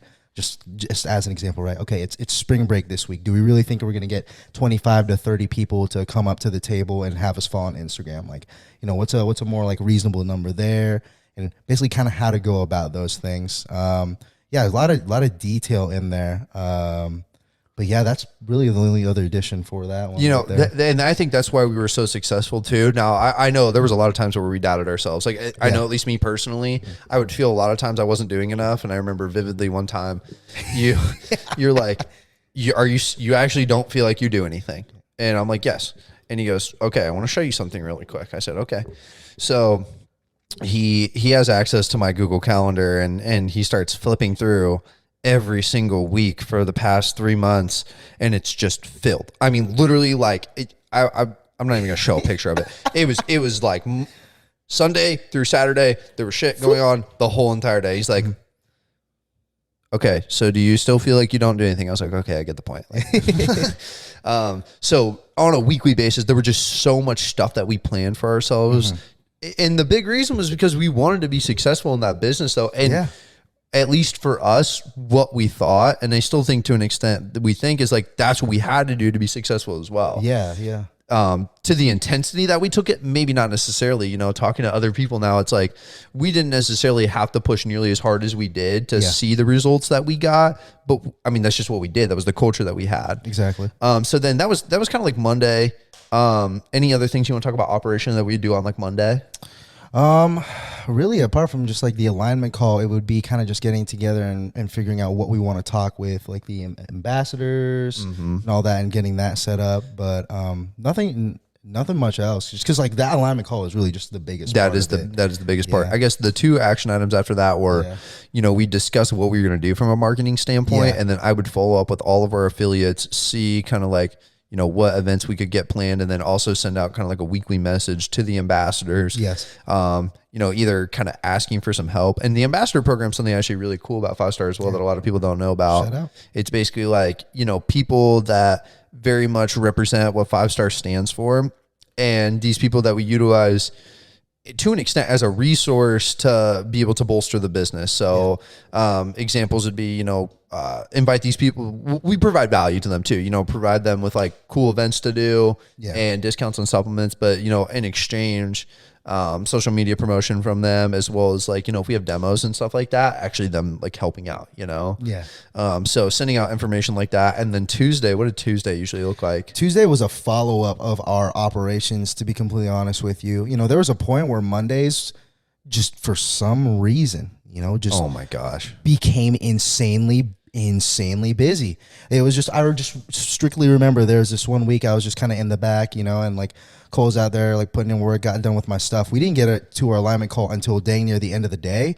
And then we look like at our numbers. 8 p.m. Dude. Yeah. And then we look at our numbers and it was like a 2K day. Keep in mind that's something that we do on the weekends, like every now and then, but like consistently Mondays were almost every time like 2K days. So then that Tuesday would be kind of a follow-up to make sure that, hey, although we didn't get everything kind of like talked about, because a big thing for us is communication, honestly, over communication, if anything. That is actually your strong suit. So when you do, and we can talk about kind of like your like this analysis they do of you. What is it, semi-annually or annually? Yeah, basically, it was just annually. It would probably be annually. Like that is his number one skill set and strong suit, and that's 100% the truth. But like just to give you guys perspective, you know, we're doing all this stuff, right? On top of that, the side job in essence is like take care of the customers. Yes, yeah. So we're trying to do this alignment call. You know, we'll get through one section. Bam, somebody comes to the door. Oh, got to go work with them. You know, maybe we'll start talking for a minute or two. Bam, another customer comes in. And like that was just Monday repetitive. So finally we were just like, oh my, we got to get like Mike on here on Mondays or something like that. Or like move this or whatever. And so I think usually I didn't work on Tuesdays, I don't believe. So that was where you were really relaying that information to Micah, so he had a fundamental understanding of like, hey, what's going on this week, and where do you play in this puzzle? Because obviously he didn't have that work capacity like we did, and we were still slowly but surely handing him responsibilities, right? But operationally, the other thing that you had was your one-on-one call with the district manager on Tuesdays. So you can kind of talk about like what that consisted of. Yeah. So honestly, like the one-on-one call with the district manager was really just to kind of overview what I had put down, because ultimately the district manager doesn't really, I mean, they talk, they do stuff, but they don't really do anything. They kind of just review it and talk over like, okay, why are you doing it this way, or why are we heading this direction? Like just it's guidance more than hands-on help, right? Yeah, 100%. It's just to improve what you're already doing. And I guess the best way to describe it is to help you figure out what you need to do differently or what you need to keep on doing. Because, you know, like let's just say, for example, biggest example would be probably like camera views, right? So we'd go over like camera views, and let's say what I needed to work on was like, for example, closing of the sale. You know, it's like, oh, why do you feel like that's something that you lack on or something? I'd be like, oh, honestly, it's just because like, you know, it's the confidence of just kind of sealing the deal of like, I've kind of talked through everything there, and I just, you know, I kind of feel the vibe or read the vibe that they're not really into it. So then I kind of tailor a little bit off of that and be like, well, you know, how do you think you can improve that? And then it just makes you think that, okay, maybe you think you're slacking on the end, but then you talk it over and you figure out, oh, well, it's honestly like when I'm going through the in body and like kind of talking about those recommendations where that actually makes the big difference. And also, it also stems from, here's my issue, is the basically closing of the sale. You know, we look over Cole's thing. It stems from not the closing of the sale, but maybe, you know, going through the supplement recommendations. And then, you know, Micah's is probably just like his, you know, like breaking down of the in-body or something like that. And it all correlates too. It's like, why do you think he's having these issues? And I'm like, oh shit. I think once we start talking about the actual 5-star experience, it'll make more sense. But it's Yeah. like, I don't also think people understand how much actually goes into that. Yes. And like how meticulous we are about the process. Like we're breaking it down to the point where like we're figuring out what this problem that we're having in the experience is stemming from. Yes. From, you know, deep analysis and discussion with people that thoroughly understand the process. Like an example would be somebody like Brennan, right? Yeah. And then basically not actually giving that individual the answer either to like what they're messing up on, basically having them figure out exactly what they're messing up on. Because if you tell somebody the answer, like it doesn't necessarily go across nearly as well as like you just start asking them questions and they finally figure it out themselves. Then they're like, oh, I know what I'm doing wrong. This is what I need to change. And that was a big thing for us as well too. Yes. Yeah. So I'm guessing you probably had in your, you know, I don't know the whole extent of your one-on-ones, but like that was probably an extent of it too, of like coming up with an action plan for like, hey, how are you going to tackle like solving this issue that they have in the 5SE as well? Yes. Yeah. And big thing was obviously, again, tell, show, do method of not like telling somebody to do it, but more so coaching them through it was the big thing. 100%. Coaching versus catching. Yes. Yes. Yeah. There's a lot of different like mentality things that we have, but I would say does that sum up like the agenda call for you? Yeah. So that really wraps up like Monday through Tuesday operationally in the business, what's going on. So these are the planning days, right? Now it's time to utilize all this information to go execute. And that starts Wednesday morning at 9 a.m. Right? So what does that start with? So that really starts with, honestly, if it's like a demo or... Oh, 9 a.m., bro. Wait, did you guys move team meetings? What? No. Well, like for now? I mean, I'm just saying Wednesday usually starts with a team meeting, right? Yeah. Like that's where everything comes to fruition. You know, you start talking about all the things you talked about Monday and Tuesday and saying like, now we're going to go execute, right? Yeah. So that was to get the whole team aligned. Like, even though like what Cole said, he said a big over communicator, like to a T, he didn't work like Tuesdays and stuff. So it was like try to get the information to Cole individually, try to get the information to Micah individually, and then Wednesday getting together for our like team meeting and getting the whole team together and have an equal understanding of what's going on to a degree, right? Obviously, you know, Micah doesn't know everything that at the time didn't know everything that was going on, but to at least have an equal understanding of what is going on, maybe not necessarily how to like execute it and stuff. Right. And I actually forgot about this really quick. One other aspect of the planning side of things as well too on Tuesdays was a district call as well. I forgot about that. Yeah. So on top of, you know, you doing your own individual store stuff, you're able to link up with, so it rotates quarterly, but basically you partner up with a different district and a couple stores there and their district manager. And, you know, there's a quarterly focus every single quarter for what the company's trying to do. So maybe it's like, hey, we're working on hiring this quarter or the marketing initiative that we had in the summer, right? And so we're discussing those things. And that's a whole nother piece of insight as well. Like people talking about different tactics that they utilize, what's going well for them, you know, us giving information to other individuals so that their store can get better. And what would you say were main takeaways from like doing those kind of district calls? I would say the main takeaways from those district calls is just getting honestly a different perspective from different markets and how they approach things, because, you know, what could be working for us could work better for others, or what's not working for other districts or other stores could work well for us. And it's really just a giant collaboration of like different people, different tactics, and like different ways how they approach either marketing, the sales and service standpoint, you know, affiliates, ambassadors, and just kind of mushing those brains together and like taking either one or two things from that and being like, okay, well, what did you pick up from the district call? Okay, so for the ambassador program, you know, let's do like a point-based system just to give more incentive for people to come through. You know, but so yeah, there was a lot that came through that. But anyway, so then we'd have, you know, this team alignment and basically explain everything that's going on for the week for the third damn time. Yeah. and now it's time to go execute. So Wednesday and Thursday tend to be, because Monday and Tuesday we're trying to plan everything. So we can't necessarily plan events on Monday and Tuesday because that's when we're planning, know? So we give partners some time so that we can actually go do these things. And obviously we go over with our schedules too and see like what we're looking like. But that was where the real execution started. So like, what were some examples of like some Wednesdays and Thursdays? Some big Wednesdays and Thursdays, which was like every damn week. Oh my goodness. So it would be dang near like 2, maybe even 3 like demos on like a Wednesday or something, or again like something new to try out, which would be like kind of like a health and wellness seminar. So again, after that team meeting, we'd line up, everything would be good. Generally speaking, Cole and I would be in the store. We just kind of prep samples, get everything going, set kind of like accountability measures for what to expect for this demo.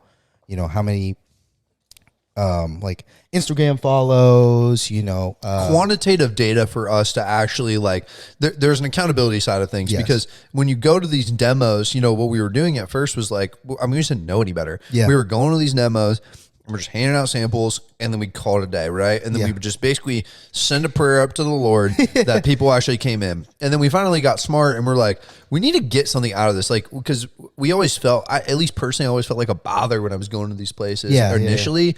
But after a while, I was like, no, we just provide value. Like, that's all we do. And so we need to get something out of this as we're providing value. So we created these quantitative metrics such as like Instagram followers, or Google reviews for 5-star, or even just counting how many people came in the next 2 weeks after we did the demos, so that we could see more return from these things that we're doing, because we're handing out product. Like every week we're allotted, in essence, X amount of product that we can in-house. So basically put in this sample center that's for free and make samples that we can hand out. And it's based on, how much revenue you make and stuff like that. But, for us, it was trying not to waste that supply either, because I think notoriously 5-Star Lafayette is known for just like waxing that supply. Yeah, very much so. Yeah, it's insane. So the quantitative metrics are things, and like there were lots of different things that we did within that marketing sphere. I can think of, like, obviously we had like the wellness seminars that we talked about with Climb Lafayette. We would go do demos at, example, Park West Fitness. We literally just show up there like once a week, basically. Planet Fitness was another big one. I'm guessing it's still probably a big one, Yes, sir. Usually like the special community events that we were doing on the weekend. So those were kind of unique. I'm trying to think of like going out and building partnerships and things like that. That was typically a Wednesday and Thursday. And so from a staffing side, it was very interesting. So we're only allotted X amount of payroll hours as well. Yeah. And so we can't, unfortunately, all three of us couldn't work every single day, 7 days a week. It's just not how it operates. We don't have the payroll hours for that. We get screwed. Yeah. So how we would do it, we generally speaking a lot Wednesday and Thursday to be a majority of those payroll hours, so we could go do all these things. Like the only way we could even do 2 to 3 demos was because we had 3 people there all day. Yeah. But we had 3 people employed. Like they weren't really there. Generally speaking, there was only like 1 person actually in the store operating. So yeah, it was kind of crazy how we actually pulled things off. It really was like we were bootstrapping everything that we did. I would say the most memorable like Wednesday or Thursdays was when like you would, like Micah would be in store. You would go out, and I specifically remember just like the fraternities, hitting up all the different fraternities. Gosh. And while you were doing that, I would hit up like, the like more so like the gym related things. Combat sports. Yes, yeah.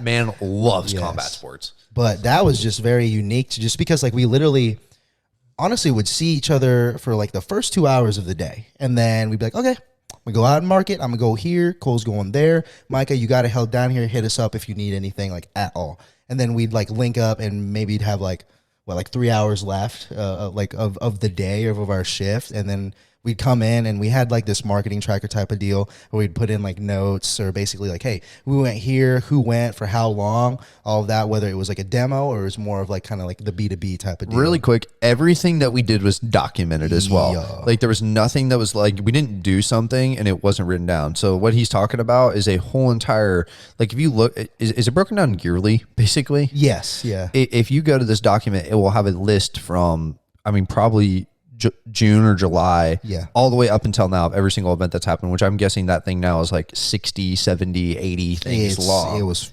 full as with a detailed description of exactly what happened for accountability. And also, it's learning as well too, because you can pass that information on to somebody else so they have an idea of what they're doing. But the cool thing, like what we were doing at the time, I'm going to be honest, there was nobody else probably in the country that was doing this stuff that we were doing.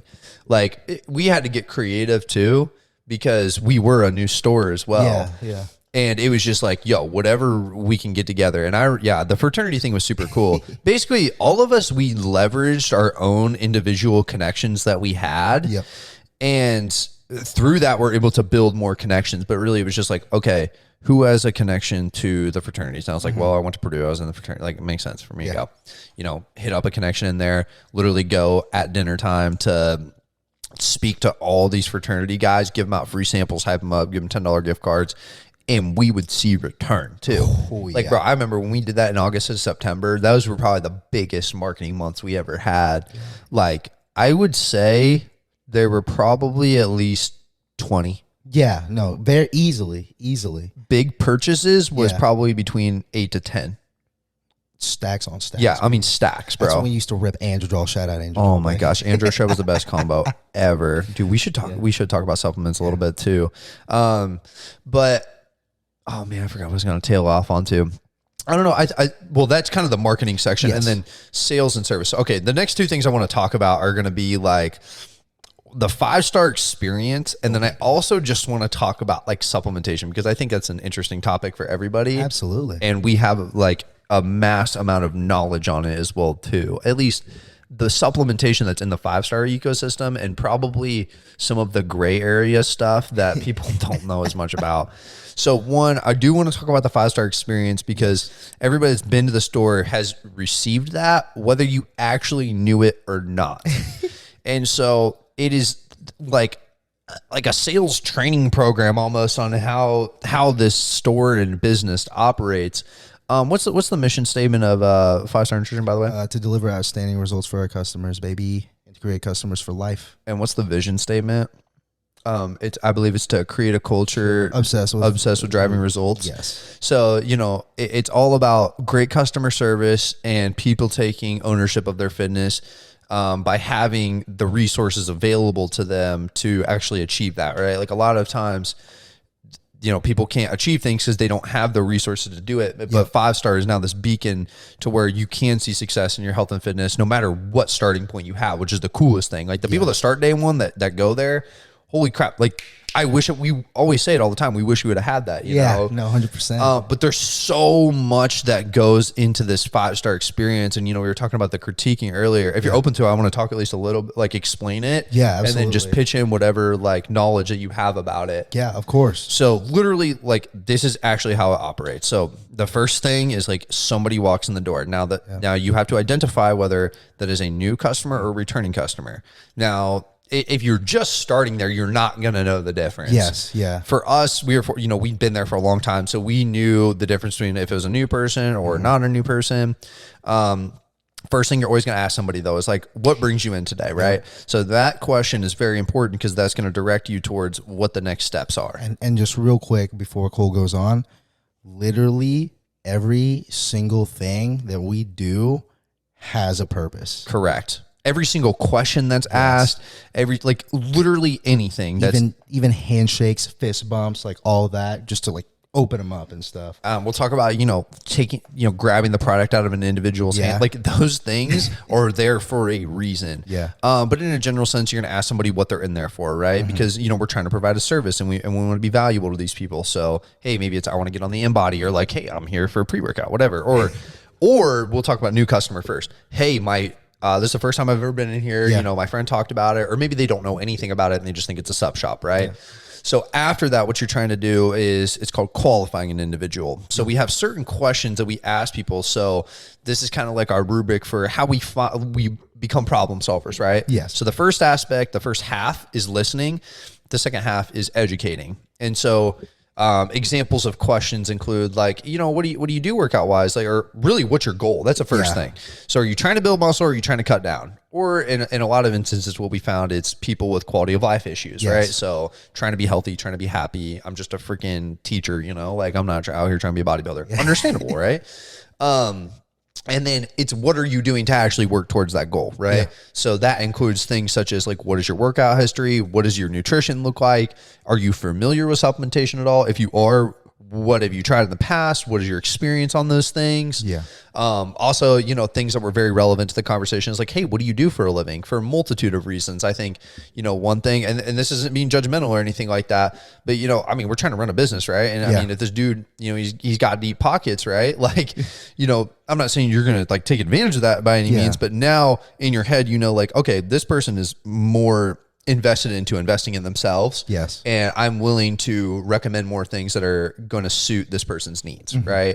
But you gather all this information in a casual conversation. Like the thing is, as a customer, you don't even know we're doing it either. Like we're just talking to you, you know, but like in our head, we're problem solving. Like we're going through like, okay, so they're dealing with this, they're dealing with that. Basically on a scale from 0 to 100%, each of those categories, like workout, nutrition, how are you? Like, if you're 100% in all those things, there's only so many resources that we're going to be able to offer you. But generally speaking, I mean, how many people is that? Yeah, probably like a handful. I can actually count on my hand. Yeah.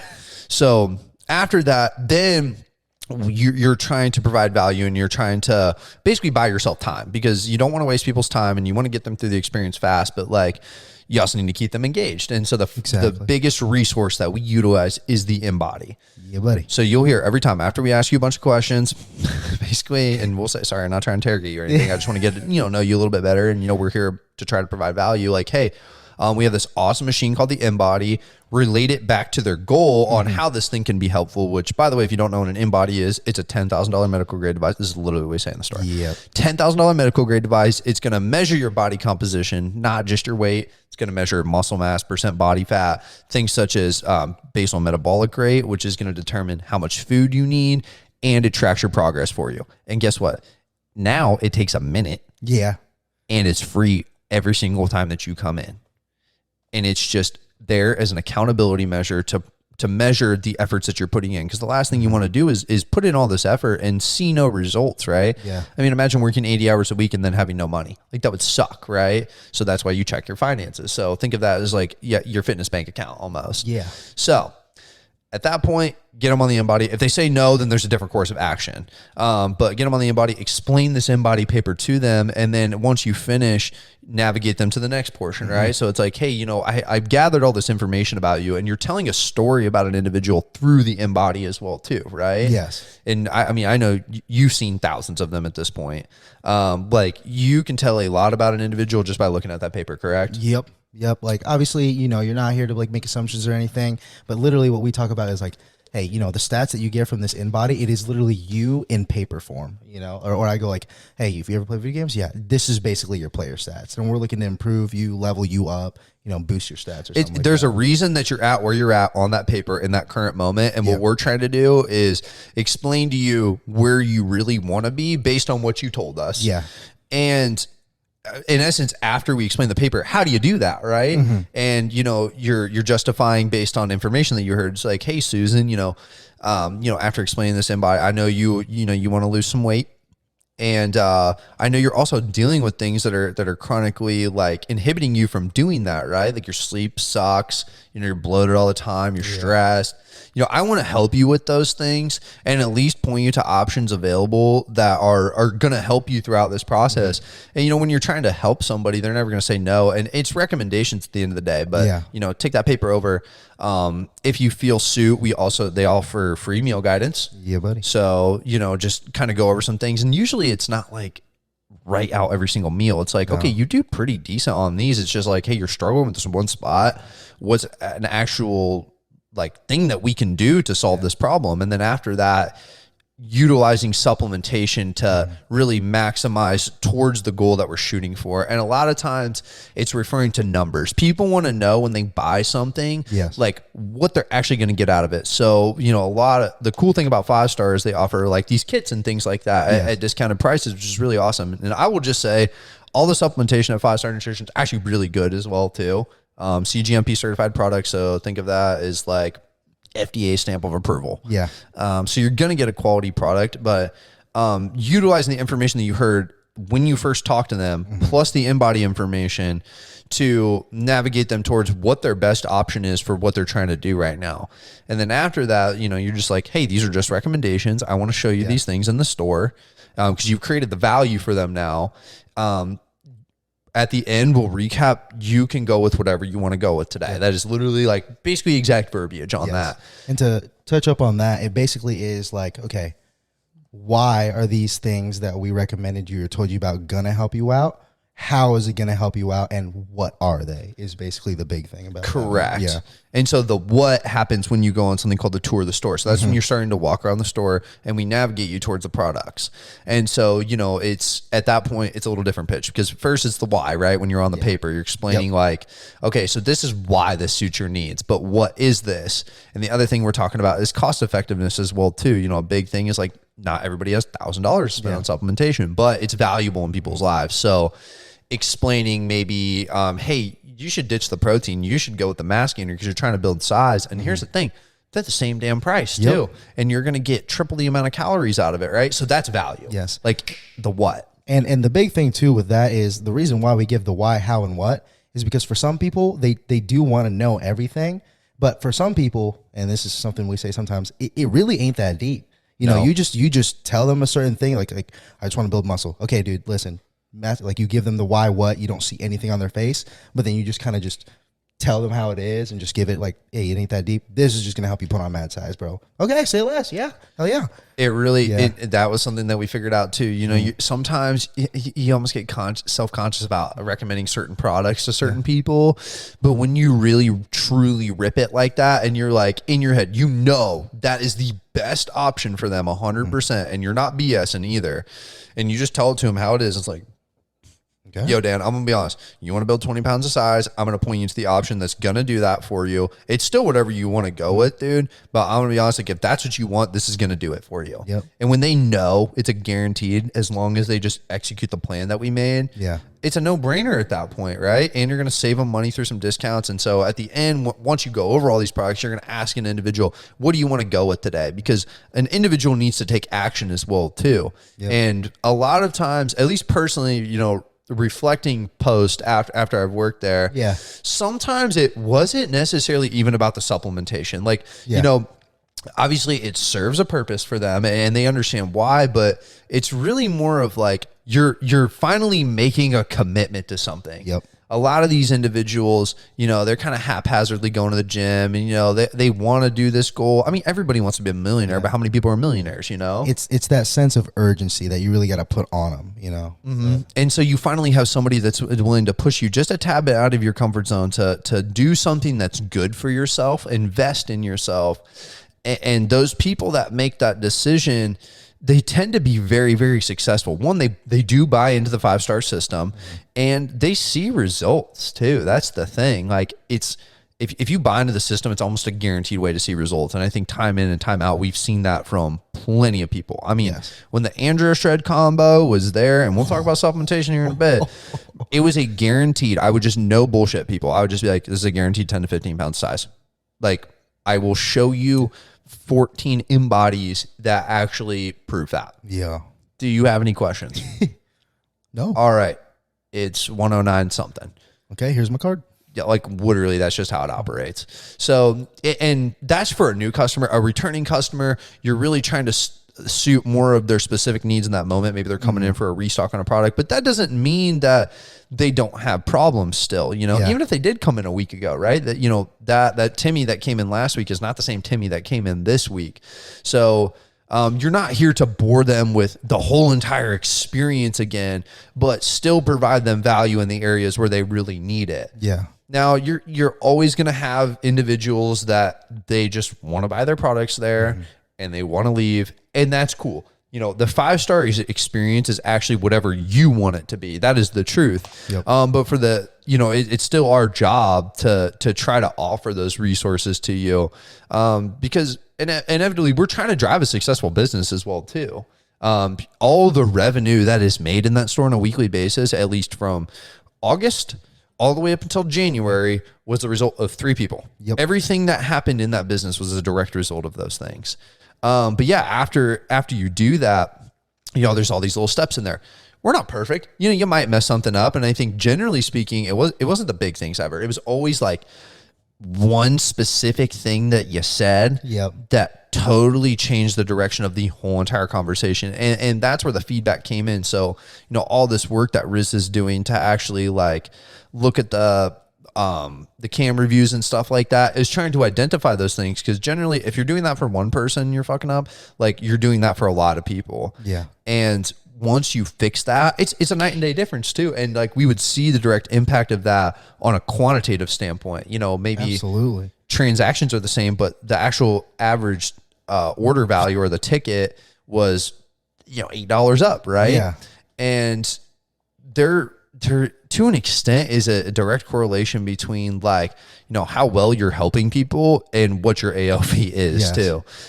To an extent, like we said. Because the people that tend to be on the high end of that spectrum, I'd say, the Riz and the Eyes and the Brennans of the world at the time, we helped a lot of people. We brought a lot of value to a lot of people. I mean, this is just perspective for you guys, okay? So I came in the store the other day because I wanted to, I needed to actually track some statistical data. I was trying to come up with, my resume and stuff. And I was looking at the past 14 months, what quantitatively had we actually accomplished? And like we've already talked about, there's a lot of statistics out there, but the main one I was looking at was just like from a revenue standpoint, what did I actually drive for this business? And I'm not even gonna go into Riz's stats. It's insane. But I'd worked with over 2,000 people. So 2,046 individual sales at over $150,000 of revenue in the past 14 months. Yeah. That store made $500,000 in the past year. And like I said, in a general sense, that was the direct result of 3 individuals. Yes. Made $500,000, dude. Riz. So, and this is the contribution portion. So, I did the math, and this is going to be a fun statistic for you that you didn't even know. So I contributed to 26% of total revenue to 5-Star Nutrition in the past 14 months.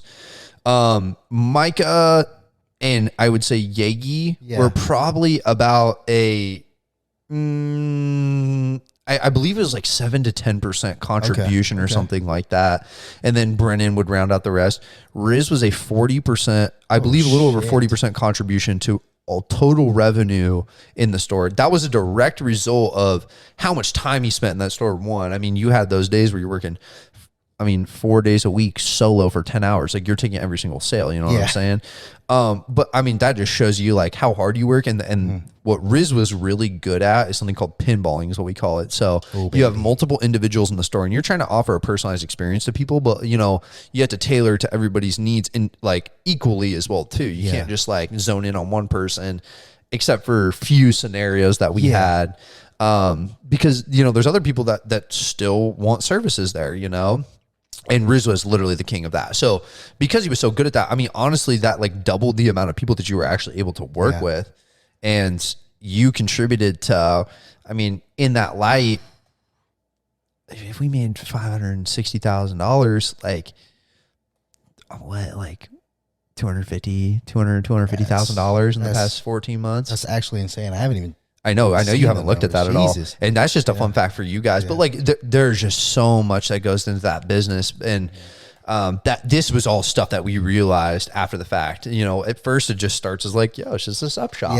But then it really becomes like, you find a way and you find a purpose and you find out how to build a business. That was one of the coolest things. And it was so cool to build a business with, somebody that I call my brother now. Yeah, buddy. Yes, sir.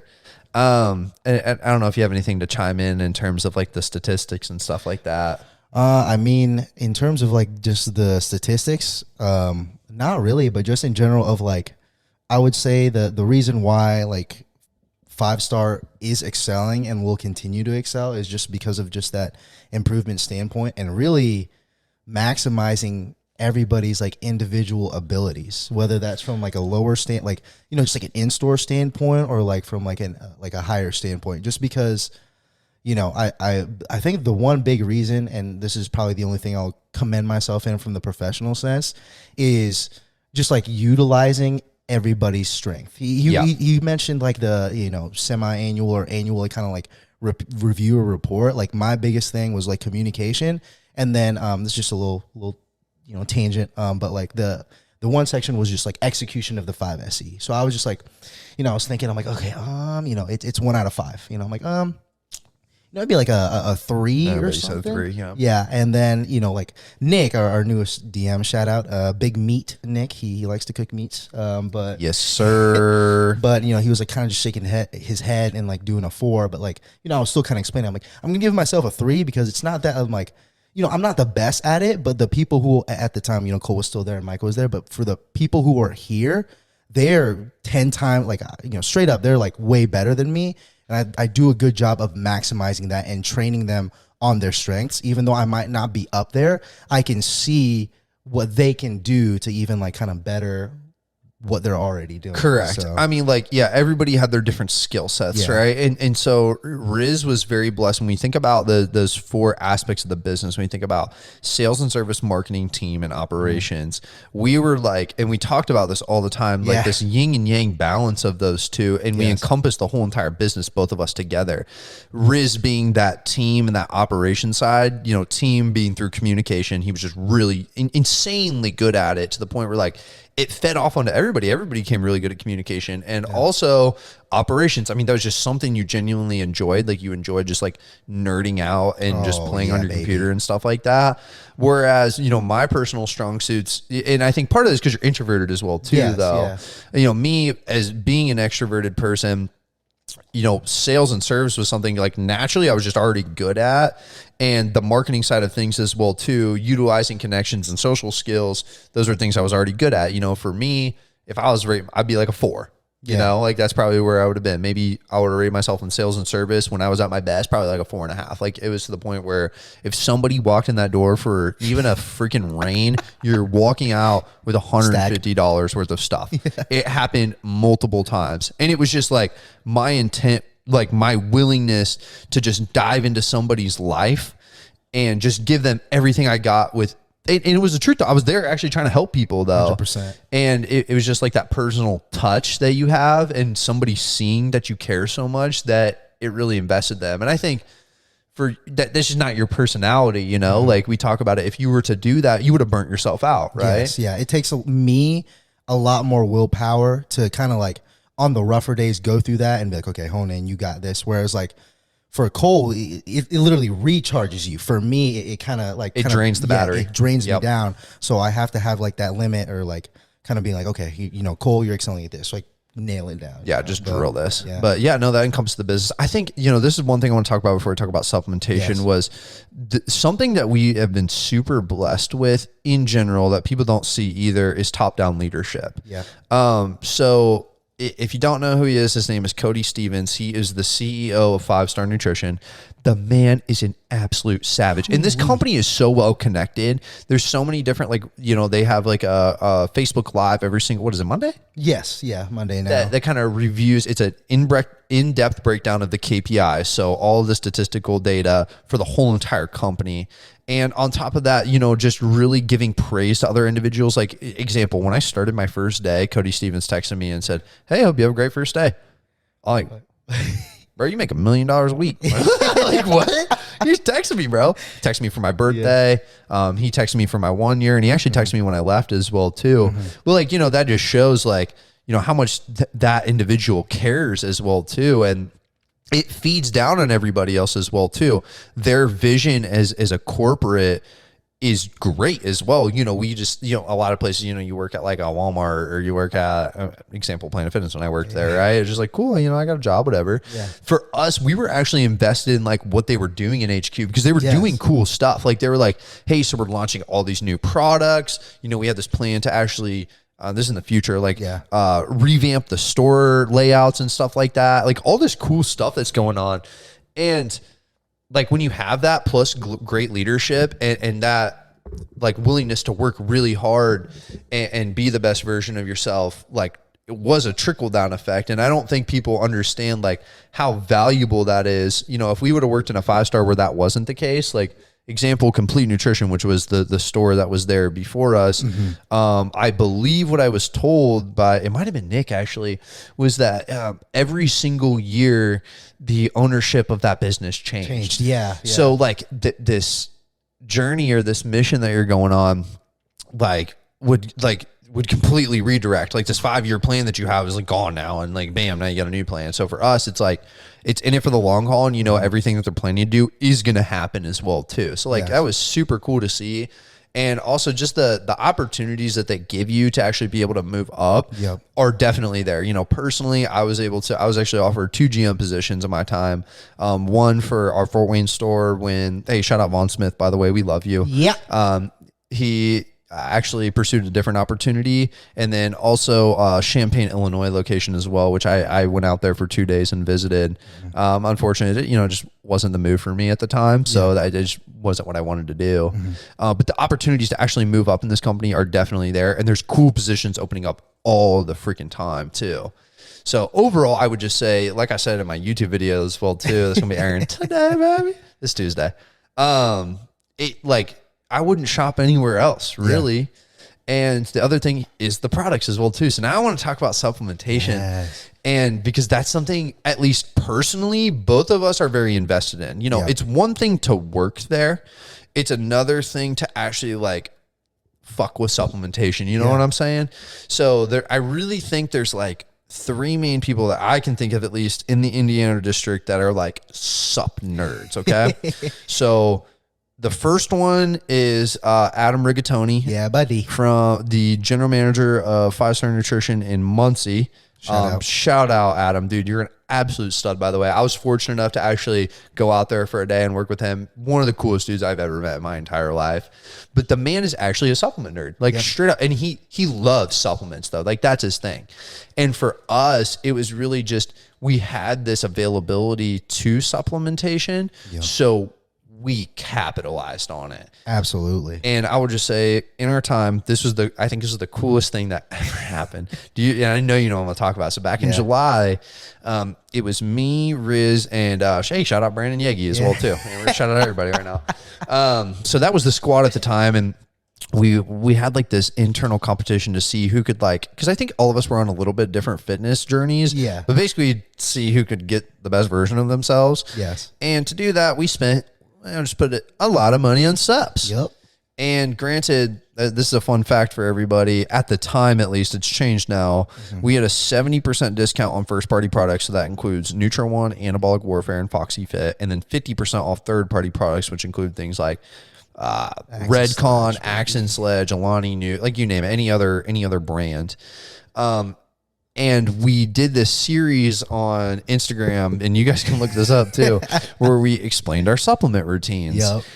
And we literally had an advisory notice at the beginning that said, like, subs are here to help you. You don't need these to succeed, but we're taking all this stuff. So we did the market value of all the things that we showed. It was it was 2 tables, like these circular tables full of subs, and we were explaining them. And I remember for me, I did the market price. It was $860. I'm doing $860 of the street value supplementation on a monthly basis.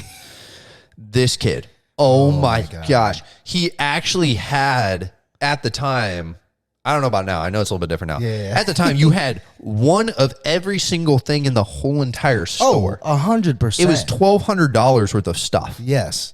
Yeah, like street value. Like I said, like starting off rip, I was basically like illiterate or like no knowledge in terms of the supplementation or nutrition, or at least very little. And the way that I am, like I said, you have to do it. I have to do it. So I was like, listen, if you're looking at me right now and you're telling me that if you worked at a job and it gave you 70% off and then also 50% off some other stuff, that you're not going to like literally utilize that every time, especially if you're passionate about it, then you're doing something wrong. So I was just like, okay, we're just going to start off with all of the pre-workouts real quick. Boom, take that. And then just, oh my gosh. And this is crazy too. So he actually has, well, I want to talk about all the products first, because he has a stash of about like 25 to 50 pre-workouts. I don't even know what the number is. It's absurd though. But anyways, so we would try everything, and all the products are really good. And it's all about, you know, if you're looking for the essential basics and a little bit more too, you know, things that are actually going to drive results for weight loss, weight gain, 5-Star has it. And so we were able to try all of those things. And I think, you know, some things that we figured out is like, some things are more effective than others. 100%. But at the same time, it's risk versus reward as well too, right? Yes. So those things that are really going to drive results for you, if you abuse those things, they're 100% going to deteriorate your health. There are some things in there that aren't going to drive nearly as much in terms of results, but like you could freaking like call it OD on them, right? And like nothing's going to happen to you. So for us, I think we definitely tried the more potency side of things. Yes, we tried a lot of different things. Example would be, so when we first started there, anabolic warfare is the main, I would call it like, just the male brand, right? Yes. Nutri-One really is like a neutral brand. It focuses in on just like general health. So general vitamin support, so vitamins and greens, your proteins, BCAAs. Well, actually some of the weight loss stuff's included in there as well too. So like detox, sleep aids, thermos, you name it. Anabolic warfare was more of a masculine brand. It was aimed marketing wise towards muscle building, I would say. And so obviously you have like Nuclear Armageddon, which is the pre-workouts, 400 milligrams of caffeine is literally this dude's favorite. It's my favorite. Pumps, and then also the anabolic side of things. And so the first line that we were ever introduced to was, this is kind of like the OG anabolic warfare brand. Now it's been revamped. Yes. But at the time, oh my gosh, bro, this stuff was potent. So there were different types of stacks. There were really body recomposition, and then there was like just straight size. There were some cutting stacks too. Like, don't get me wrong, but a lot of that was more weight loss, right? It was more weight loss. It really was like, if we're talking about back wall stuff, it really was mainly just like, hey, massive size and strength, and then just like body recomp, which technically we called cutting, but it was really like, hey, lose body fat, build muscle mass in the process, And so there were kind of like two different levels to, so actually like three different levels to on the anabolic side. So the first one was all of the natural anabolics. So the two that I think of most infamously were Laxabolic. Rest in peace.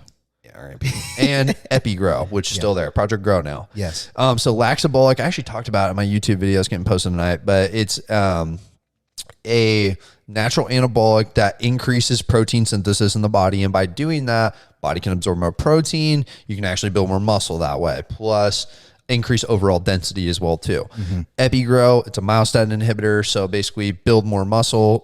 It inhibits myostatin. Myostatin is like this growth plate on how much muscle you can put on. And on top of that, increases oxidative capacity, so nitric oxide booster. That is it was a really good introductory for a lot of individuals, people that were kind of on the fence about, the pro hormones, which we'll get into. Or people that really wanted to stay true to the total like natty card. So I'm like, hey, facts, we got options for you. But where you really branched out and where you really saw results, because those things would drive results, don't get me wrong, but like to the extent in which the pro hormones did, like, no, not even close. So then that's when it gets into, the real anabolic warfare side. So, the whole list, like trinitestin, cyclostane, androdrol, alpha shredded. We're going to talk about E-Shred first. E-Shred, bro. Holy heck. What are other ones? And then we'll talk about the third, which was the high-tech stuff. Oh, baby. Yeah. But anyways, so these things, like you had experience with everything except for androdrol and cyclostane, I believe. Yes, just those two. I like, hopefully I can get some more, but that's fine. Keep that looky. Yeah. But anyway, so androdrol, cyclostane, think of those like your potent mass builders. So they're called wet compounds. So these are the things that are going to put on the max amount of muscle for you. I would say in that mix would trinitestin would be included as well too. But literally, we were talking about that andro-shred combo earlier, right? So androdrol, what it is, it's 1,5 andro. I can't remember what the chemical makeup of it actually is. Potent as a mug. Literally, if you ate food, you would just build muscle. I remember there's the first stack I ever took. I took androdrol. I took E-Shred. No, sorry, I took Estro one actually, and then I took Alpha Shredded, which we'll talk about that one too. That's the OG King stack, right? Yeah, it's the King stack. I gained 24 pounds. I put on 14 pounds of muscle. I lost like 2% body fat. It was stupid. And I was eating like 4,000 calories a day. Absurd. So anybody that took that, I'm not kidding. Anybody that took that, if you ate enough food, you gained 10 to 15 pounds instantly. The best results I ever saw. Shout out Chase Blair. He gained 30 pounds. He put on 19.1 pounds of muscle, and I believe he lost net, I can't exactly remember how much percent body fat was. That's like maybe like a percent or two. But like to be able to build that much muscle and lose that much body fat, and I don't care what you say. Like you could say, oh, it's inflated because of intracellular water and glycogen, whatever. Just look at these people afterwards. I'm saying like even a month or two removed from the stack though, after you PCT and stuff, they're massive. They don't lose the size. Maybe you lose a little bit, but like you're going to keep a lot of it. Yeah, you still keep a good amount of that on. So really, how we explain in the store too, speed boost, right? If you're already doing the stuff right, just throw this in the mix and it's just going to make you go a lot faster. Would you rather drive to Florida or would you rather fly to Florida, right? Now, the ones that you have a lot of experience with would be in that realm of cutting and body recomposition, right? So talk about, like the Alpha Shredded, the E Shreds, the EpiVars of the world. Okay, so basically those three that and what those compounds are as well too. Yeah, what the three that he mentioned are basically, it was the first stack that I ever went on, including Trinitestin for like my second. I thought it was Halodrol. Oh, that too. Yeah.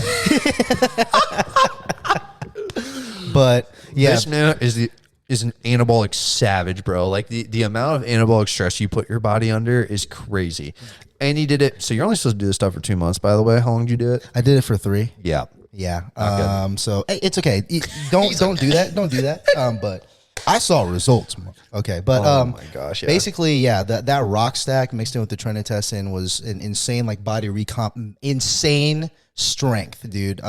So Alpha Shredded and EpiVar. EpiVar was more of the, I wouldn't say like the least potent, but it was like, more so from like the hormonal side of things to kind of help with the fat loss, put your body in a state of like body recomposition to where you can drop a little bit of body fat, but maintain that muscle mass. If anybody's familiar with Cardarine, I would say it's like, like an oral equivalent to that to an extent. It's not really like a thermo, but it definitely aids in the cutting process and also especially with like muscle hardening as well. Muscle hardening and pumps. I just remember like somebody took EpiVar purely just for the pumps. I mean, obviously it wasn't like instant, but to like purely keep that pump look. Shout out Brennan. He would take it as a PCT. Yeah, I know. It's just like, I love you though. But the other one was Alpha Shredded. That one was definitely the main compound to absolutely shred down. More so from the, like, if I were to describe the rock stack, Alpha Shredded was definitely more from the aesthetic side of like, while you're cutting down, you're going to be aesthetic as heck. We're talking about striations, the definition in your muscles, and obviously E-Shred. E-Shred's just your estrogen blocker. That baby cut down the water weight overall. I mean, from my experience when I did rock it for those 3 months, I straight up I put on like a little bit. I was like 185 when I first started 5-star. And then when I was on that stack for about 3 months, I was like an easy like 192, 195. So I put on a little bit, but body fat percentage was the lowest it had been in a while, or like ever. I think it was like dang near like 11. My goal was like 10, but we got to 11. And then my muscle mass, I think it broke a little bit over 100 pounds. But insane. Yeah. So, and for anybody that's never really utilized like an InBody or something like that, I know like number wise, it's not going to necessarily make sense. We're just like so familiar with it though, that really, like, no joke, based on the numbers, like if we know how much muscle mass you have and stuff, like we get a pretty good idea of like what you look like. If we know your age, your height, and your muscle and your body fat, like I'll get a pretty good idea of what you look like. And 100 pounds of muscle, like triple digits for muscle, is a lot. Yes. Unless you're like 6'4" and above, like you're packing on like you look aesthetic. Yes. And a big part of that. How tall are you, by the way? I'm like 5'9", 5'10". At 100 pounds of muscle, it's absurd, dude. This man squats like 8,000 pounds. I wish. Hey, what are your numbers, by the way? Right now? Yeah. Honestly, it's been what is your peak ever? Oh my God. Okay. 525 for deads. I think it was like 425 for squat, and then bench was 325 or something like that. That was at like a mock powerlifting, meet type deal. So I'm going to count that. Was that the old Ironside? Yeah, that was old Ironside. Ironside. That's insane, dude. Holy crap. But yeah, so we'll just say those compounds, they drive results 100%. You know they would. But then once you dip your toes into that, right, that's the second layer. I think we messed around a lot with those. Then it got to the high tech stuff. Oh, baby. And so it's a company called High Tech Pharmaceuticals.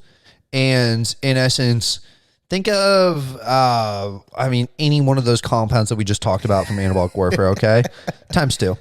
Absolutely. Literally times 2. Some of them, I'm going to be honest, very toxic. Yes. From personal experience. So my first stack, like I said, I ran that king stack, unofficial name. Androdrawl. He talked about alpha shredded. It's like this ultimate cutting agent. And also the other one was E-Shred. Yes. So it's a cortisol estrogen blocker. So while you're raising testosterone, you want to reduce estrogen because your body will naturally increase estrogen to compensate for testosterone going up. So creating that gap creates more of an anabolic environment. Well, I decided the next stack I wanted to run was Super Draw. I thought it was just the level up from Androdraw. I was totally wrong, dude. Don't ever do that. Super Draw, E-Shred, and Alpha Shred. Basically, King Stack 2.0 is what it would be.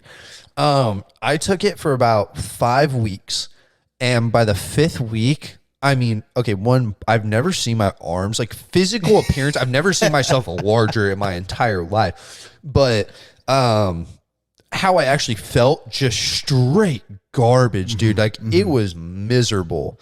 So yeah, I know you've definitely had a lot better experience on the high tech stuff. You've also taken a lot different stuff. So I know the one that you absolutely love to death is Anavar. Yep.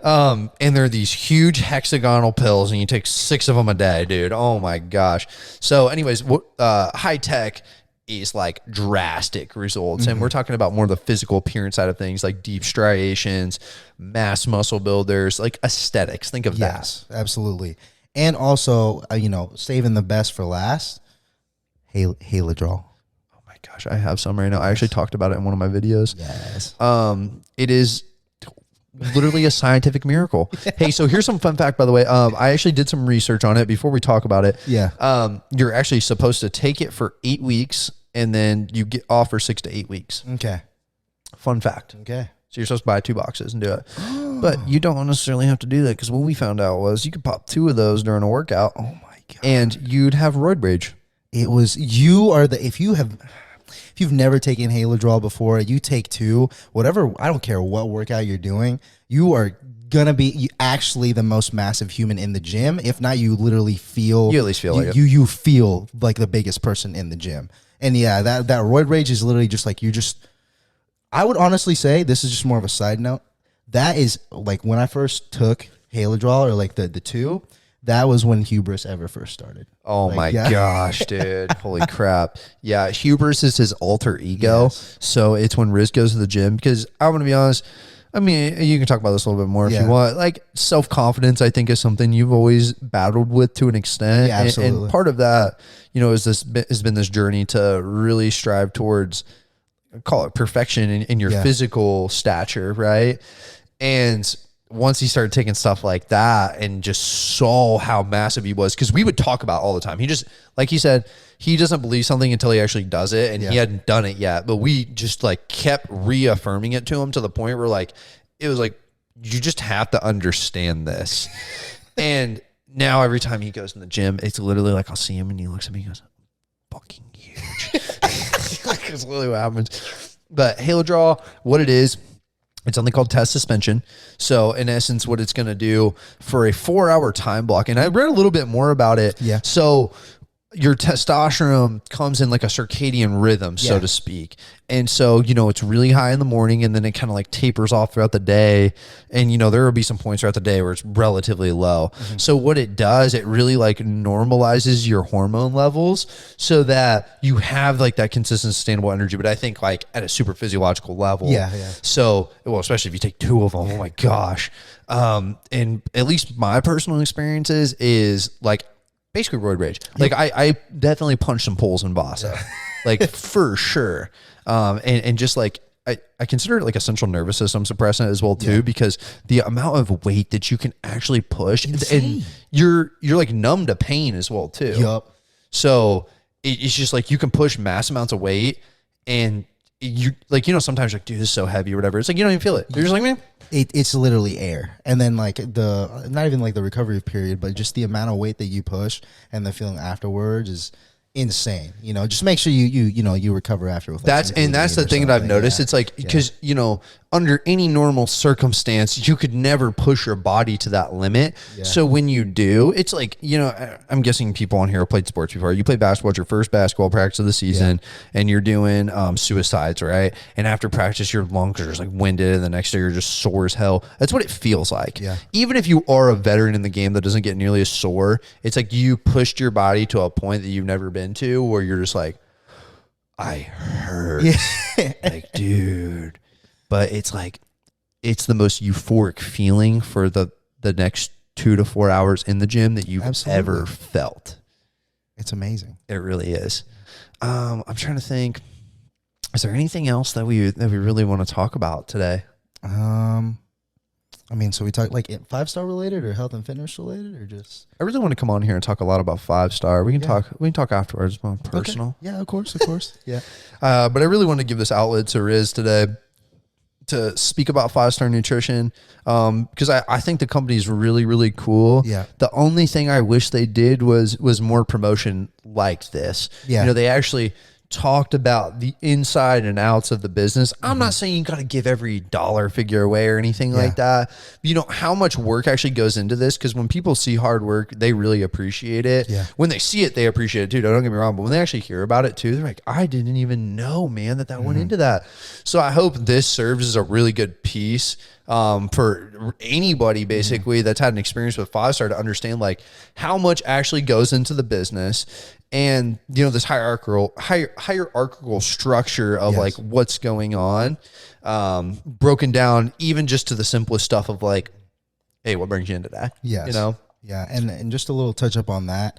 I'm going to speak from more of like a store level type of deal, but like it just shows you like what we talked about today, all this work that gets put in there. Like if you know, go into a 5-star, if you work in a 5-star, legit, no doubt, like they like actually care for you. You know? So like I said, from like the like it's a employee standpoint, or even just like a customer standpoint.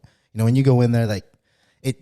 Just to talk about this too, like at least for, you know, I can't speak on any other stores, but like just because I haven't been there, but like our retention in Lafayette was and still is like insane, just because of the amount of like people, the results that we drive, showing that we care, and our just involvement even outside of 5-star, just being in the fitness community per se, like here, for example, InspoCast and all that stuff too. So yeah. What a conversation today. Thank you so much for coming on, by the way. I appreciate your time. Thank you. I don't even know how long we're into this. Probably like 2 hours. Okay. Well, we'll just do 2 hours. It really was. So, hey, make sure to go check out everything Riz related. And also one of his passions as well too is designing shoes. Yeah, buddy. So he likes to do custom artwork on shoes. So if you're looking to have a dope design on them, and you want this man right here that is the king of anything creative and artsy, buddy. Definitely hit him up. Shoes, controllers, if you want a logo made, just hit me up. Or if you ever want to work out, see how workout works here. Also, where can they find you on social media? What should they follow? You can follow at Riz. It's Resilience, or Riz, 5-star.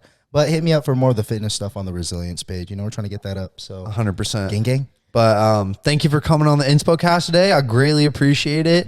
And like I said, we're going to be having Brennan Hillary on this upcoming Saturday. In the works, I don't know if I talked about this in any previous InspoCasts, but Sandy Morrow, which is actually one of the partners with 5-Star Nutrition, one of our best partners. She's a beast, and she's going into prep. Have you? She sent me a picture. You guys are going to see. It's insane. So Sandy Morrow, she is the owner of Iron Phoenix Gym here in Lafayette. She's doing her own competition prep. She's been very involved in the local fitness community for probably like a decade, man. Yeah, like a very long time.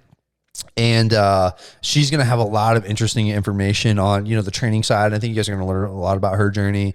Brennan, I would just say the dude's actually just like a genius. Yeah. So he's going to spit a lot of knowledge for you guys. One thing that we're going to be talking about is how to not adopt the victim mindset, but rather adopt the problem-solving mindset for things that are going on in your life.